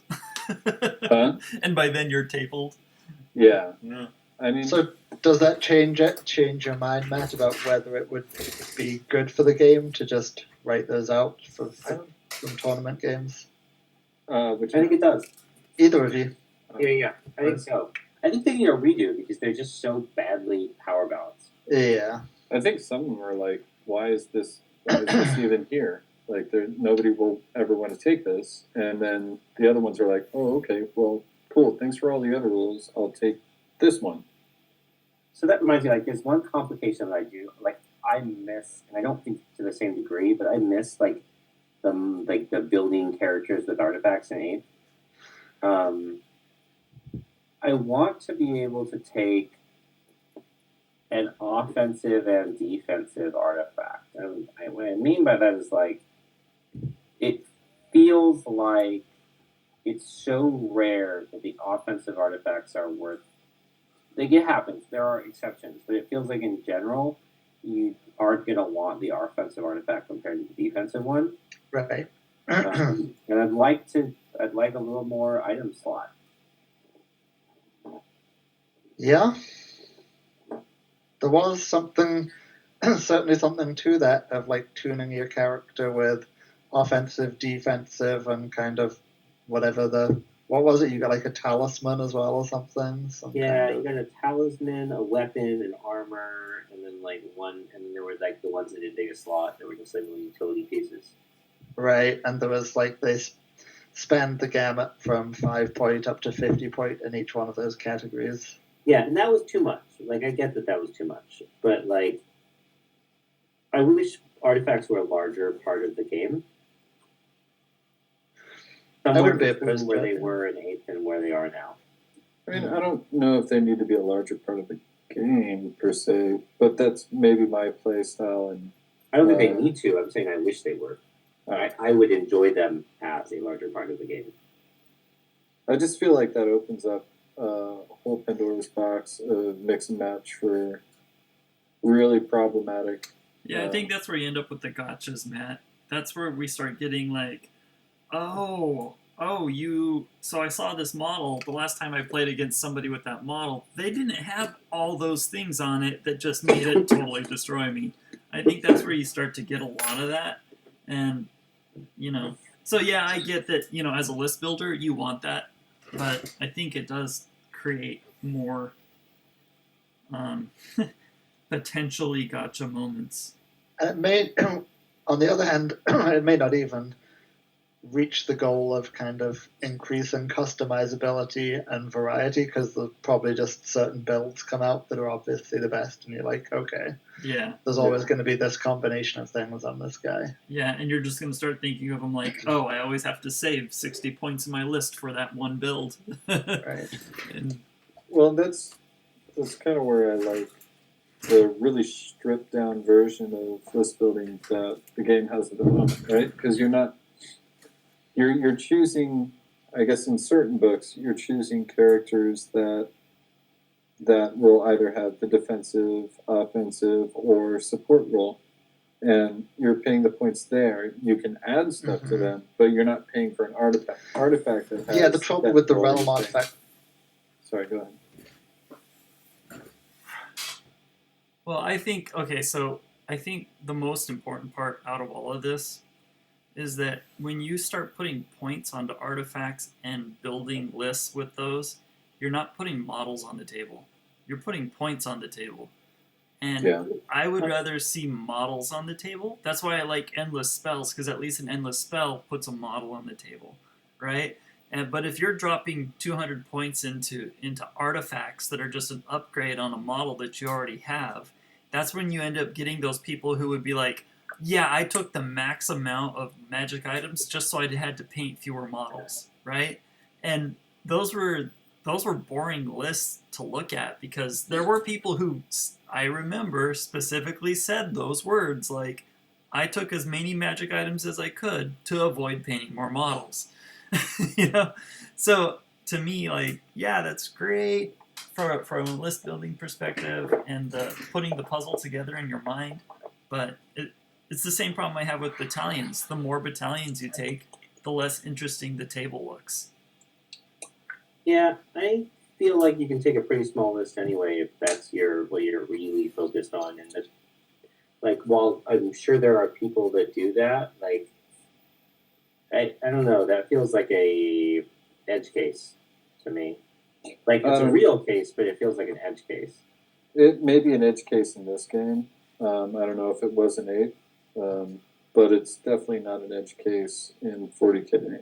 And that people are taking a lot, or that people are trying to paint as little as possible? People are trying to paint as little as possible. And so this goes back into, like, player mentality and who... this is going to be a rant. And well, let's summarize. Yeah, it goes back into player mentality and who we want to play games with. And I don't know if Ricky was specifically speaking to that as well, but somebody who doesn't really want to, like, take the time to actually enjoy that side of the experience of putting up good tables or putting up good models on the table, instead of just like, oh, well, I can make the maximum combination for what's going to be the hardest and easiest list for me. I'm going to be able to go in and I've got a fairly certain degree, I'm fairly assured that I'm going to table, 2 out of 3 of my opponents. And that's all I'm going to go here to do, because I don't like painting. I don't like any of the hobby experience. I don't like any of that. I prefer to just go in and win. That will draw players like that. And that's... I kind of agree with the, like, they don't need to come back with individual point costs. That was not really what I meant. Like, I'm saying, like, all right, what if every list, rather than having one artifact and then one per battalion you buy, has 3 artifacts, and you can't duplicate artifact slots across the army. So, you've got 4 slots. You've got, like, weapon, armor, utility, and other or something. And you just, like, the base isn't 1. Well, I would be fine with you always get your first for free, and then it's just like a command point. You get your second for 50, and you get your third for another 50 or something. I would be okay with just like a flat point rate, because they are pretty limited. There's only a few that are actually good, and but yeah, you would just see everybody taking the 5 up to get more command points then. Well, so that's the other part. So I think that we're talking about, under the condition this stuff is redesigned, right? Because we shouldn't. Yeah. If we're starting the conversation from an assumption that they will fail to do the internal balance on them, then yeah. We're sort of always going to lose, right? Because you were assuming they're going to be poorly balanced in some way. Yeah. If we're assuming they're being redone, then maybe that's not the case. I actually kind of like removing realm artifacts, because certain artifacts are broken in certain books and not others. And I'd love to be able to say, there's no realm artifacts, everyone gets 3 artifacts from their book. No, don't do that to me. Then you'll stop seeing variance in the amount of people who are going to show up at tournaments, and you're going to start seeing you're going to see the same armies over and over, because only top tier armies are going to be able to handle that situation. What? Why? Where? Remember, so we're starting from the premise that artifacts are being redone. Yes, so artifacts are being redone, we're not starting from the assumption that the internal balance of these artifacts would be bad. We're starting from the assumption that every book gets 20 artifacts. They're all good in different ways. Oh, and okay. All Sorry. balanced around the armies that they're in. If you were to do that in the current state, sure, there's a lot of problems with the balance in the books, and so that might produce bad results. I'm saying in the theoretically optimum state, there's a large number of options. It's easier to balance them within the book than across all books. And it'd be nice to pick a few valid options out of the pool of good options. Yeah, I'd be fine with that. I never really take realm items anyways, because the ones that are in my book are equivalent or better, and I also am too lazy to look up other ones, just to be perfectly honest. Okay, there's only like 3 realm artifacts to pay attention to. Yeah, and I have the equivalent or better in my book, so I just don't really care. Yeah. Are there 4? There's what? There's the cloak, there's the feather, there's the amulet, and then there's the command point spam. Is there another one? There's Wait, a say that couple again? other ones I've run into, but I don't remember. Say the list again. There's the flying plus move cloak, there's the minus 1 to hit, there's the ethereal amulet, And the 4 up against mortals. Yeah. Oh, yeah. Right. And then there's the Yeah, one but that every book doubles. essentially has that in some way, shape, or form. Or there's Not one a, that most have a 5 up. Yeah. Oh, yeah. So then that just makes all of the 5 up ones in books completely moot. Yeah. I can't really think of anything else. There's the one that's +1 attack. So on some of those really like high value, low attack models. There's That the one- one that I'm taking from Realm of Life just because I have to take from the Realm of Life and Living City, which is that's funny. Get a wound back for a 6 to save. Which is pretty good on a model that has a very high chance of passing most of its saves. Is it a modified 6? Yeah. And what's the model it's on? Phoenix? On the Frost Phoenix, yeah. Well, it's going to be a 3 up. Which is going to be on a 2 up or a 3 up, and then whatever What goes. 2 up? What? What puts the Frost Phoenix to a 2 up? So it has the command trait from Living City gives +1 save and +1 to wound, and then the spell thing. Oh, well, that's an argument for Living City. Living City is amazing. I mean, I just was like the more deep strike. I'm fine. It's not the deep strike that makes Living City No, powerful. it's the shoot. It's the move after shooting. Yeah. Right. Good. Yeah, that's a command point though. Your command point budget isn't insane. Your command point budget is low, so you have to put something in the list that's going to benefit so much from that command ability that it's worthwhile. So that's why I'm taking a unit of 4 Dracoth Riders. Because they benefit so much from that. Because it gets them into charge range after they deep strike. Bam, it's all about deep strike. Yeah, exactly. What's the unit that you're putting in? The 4 Fulminators. Fulminator? Yeah. You guys had this discussion at length. We have. We don't need to revisit it. Wait, which one? What are the fulminators do? Okay. TLDR, there's different parts of mildly bad Sigmarines on Silly Dracoths. No, I and get they're that. differently mildly bad in different ways. There's a disagreement about which one is more mildly bad than the other. But which one is the fulminator? Just remind me. Which one? Go ahead. Which one is the fulminators? Fulminators are the ones with spears, and their whole deal is they're really good on the charge. Yeah, so it makes sense to take. Well, it makes sense to take them in Living City, where you're going for a big charge from the side. Okay. Afterwards, they suck. Sure, but you just make sure you do enough damage on them. But they have a little piddly shoot attack. Is that what it is, or what? The Dracoth has a shooting breath attack, which is actually really good. It's just on a 4 up. On a 4 up, it does D3 mortals. Whoa. Yeah. For each one or for the unit? No, for each Dracoth. For each one. Dang. That's it's awesome. Dope. All of that sounds really good until you get to the point cost. Oh yeah, the point cost is horrendous. It's a really, really amazing unit until you look at the points. Yeah, but that's all start fast.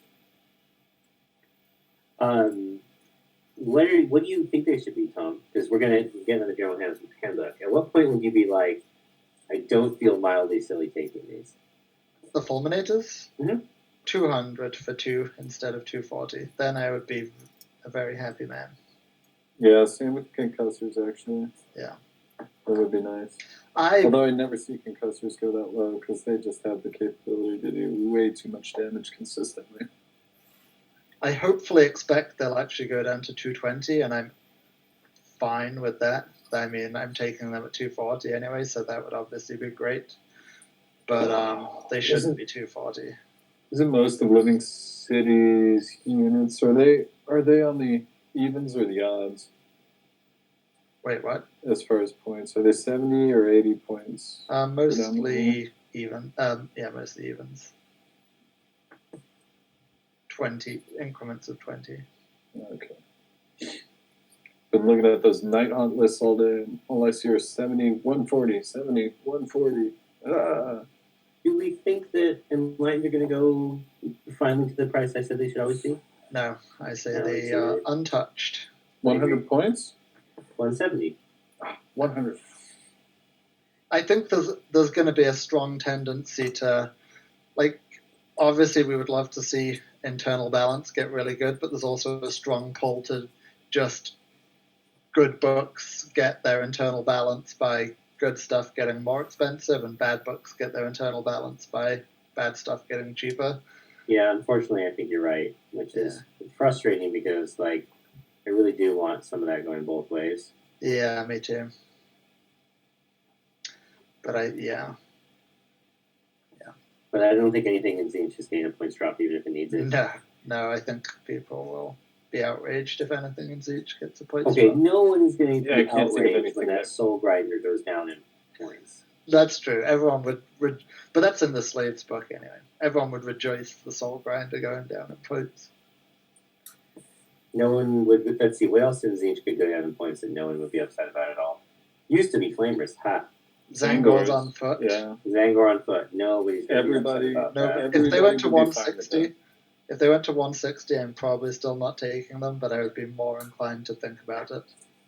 Why could they not Chariots. change their rules up? Chariots are almost good.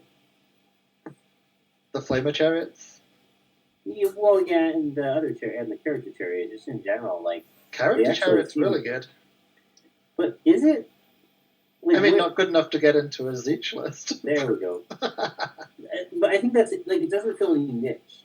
Right, exactly. Well, I mean, so you can't take them as troops. What? You can take the Flamer Chariots as troops. Oh, we were talking about the Or character. battle lines, sorry. Okay. In one of the sub factions. Yeah. That's where they become interesting to me. Yeah, maybe. Maybe if other stuff went up, they would be good. Yeah. Okay. So put Zangor. The Oberoi could come down. I don't think anybody shed a tear if the Oberoi came down. No, it'll probably be fine. At I what mean, I'd point be would happy you about it. play the Oberoi?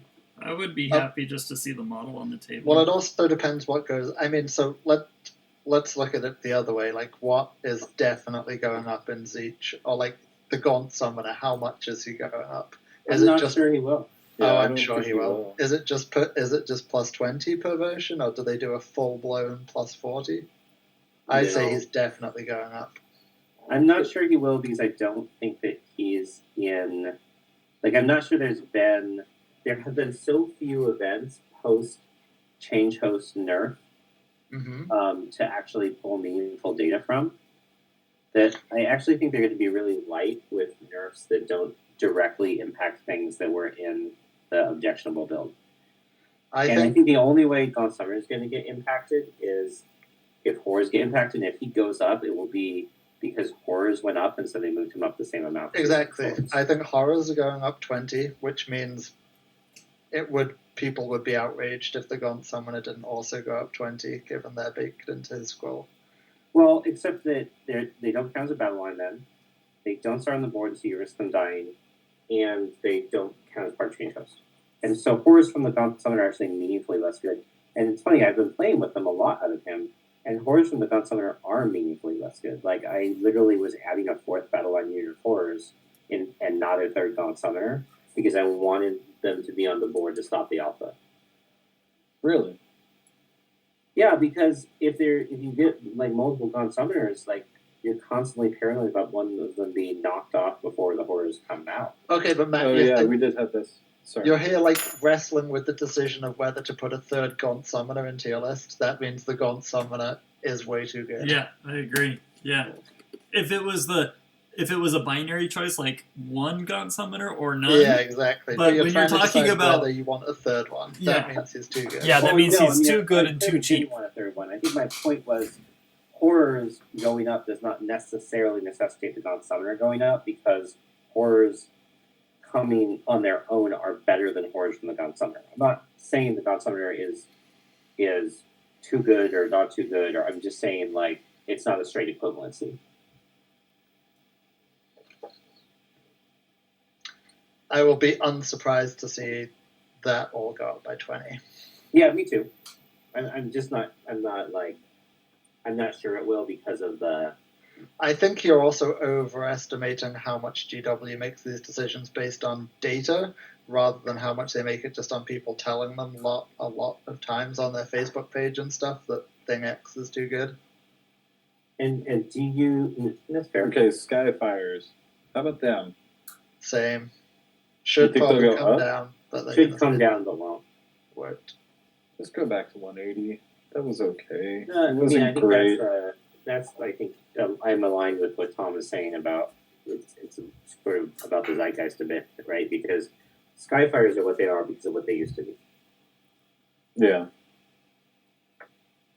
It's just such a it's just such an inadvertent ding on the Beast of Chaos, but it's just like I don't know. So much sad goats. So much.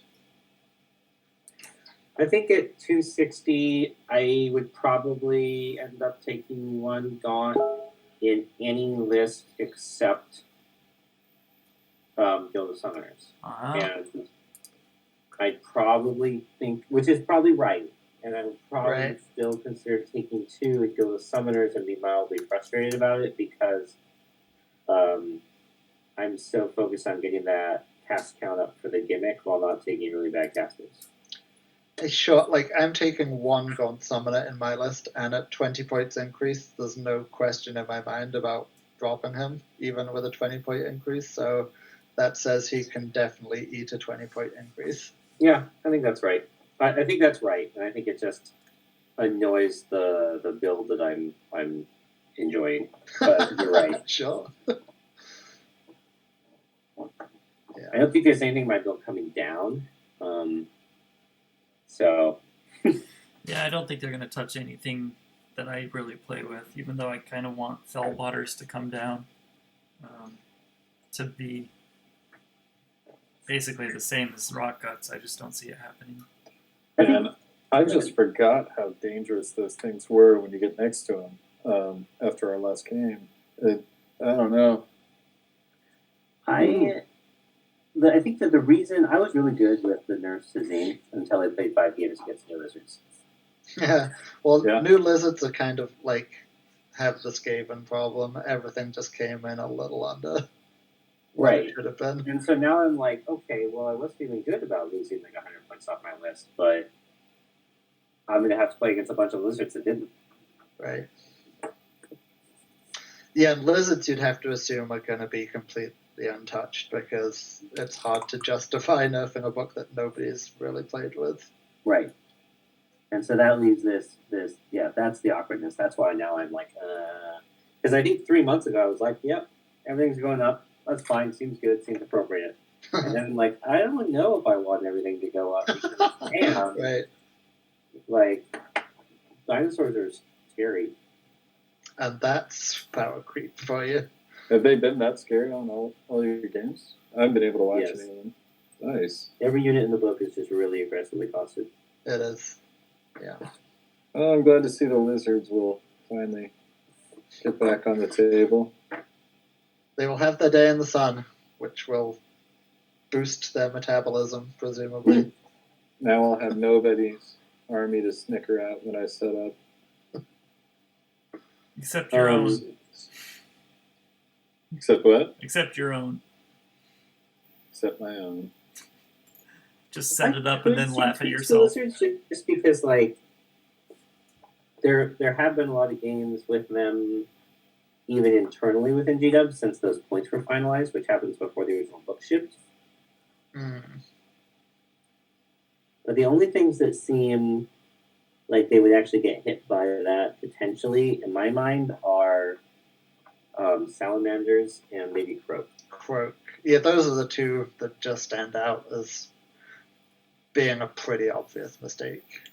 I think what might have happened, and this might be why GW kind of pushed back on their initial Tzeentch nerfs, was that those two books, I'm sure, were play tested together with those points. Right. And so to them, Change Host was probably just fine because lizards could shoot them off the board, you know. So who knows? Because they could screen out. Just a general power creep issue. Yeah, so right. like the skinks could screen out all of Change Host and then just counterpunch and shoot them all off the board, you know. So who knows? But well, I mean, it'd be a weird set of books to test. The other issue with wizards is that a lot of them just do more damage to demons. Right. Right. Yeah. Right. So if they were playing those two together, they'd be like, "Oh, Tzeentch really needs some help here." Yeah. Let's make Change Host. Right. All right, so I'm gonna kill the stream, guys. We don't have to kill the channel, but I'm just gonna kill the stream. And so in Tzeentch, I would love to see the battalion points getting heavily revisited. Yeah. Are they too low? Some are too low, some are too high. The mortal ones, like, there's some of those that need to be like 50 points, seriously, so I'm just paying for the command point. Oh, yeah, all the Arcanite ones?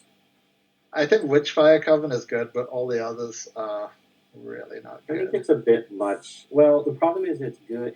It's a interaction issue, right? Like, it feels like it's the right cost if you're in the sub-faction for Acolytes and overcosted otherwise. Yeah, I think so. All right, say goodnight. Good night. Good night, viewers.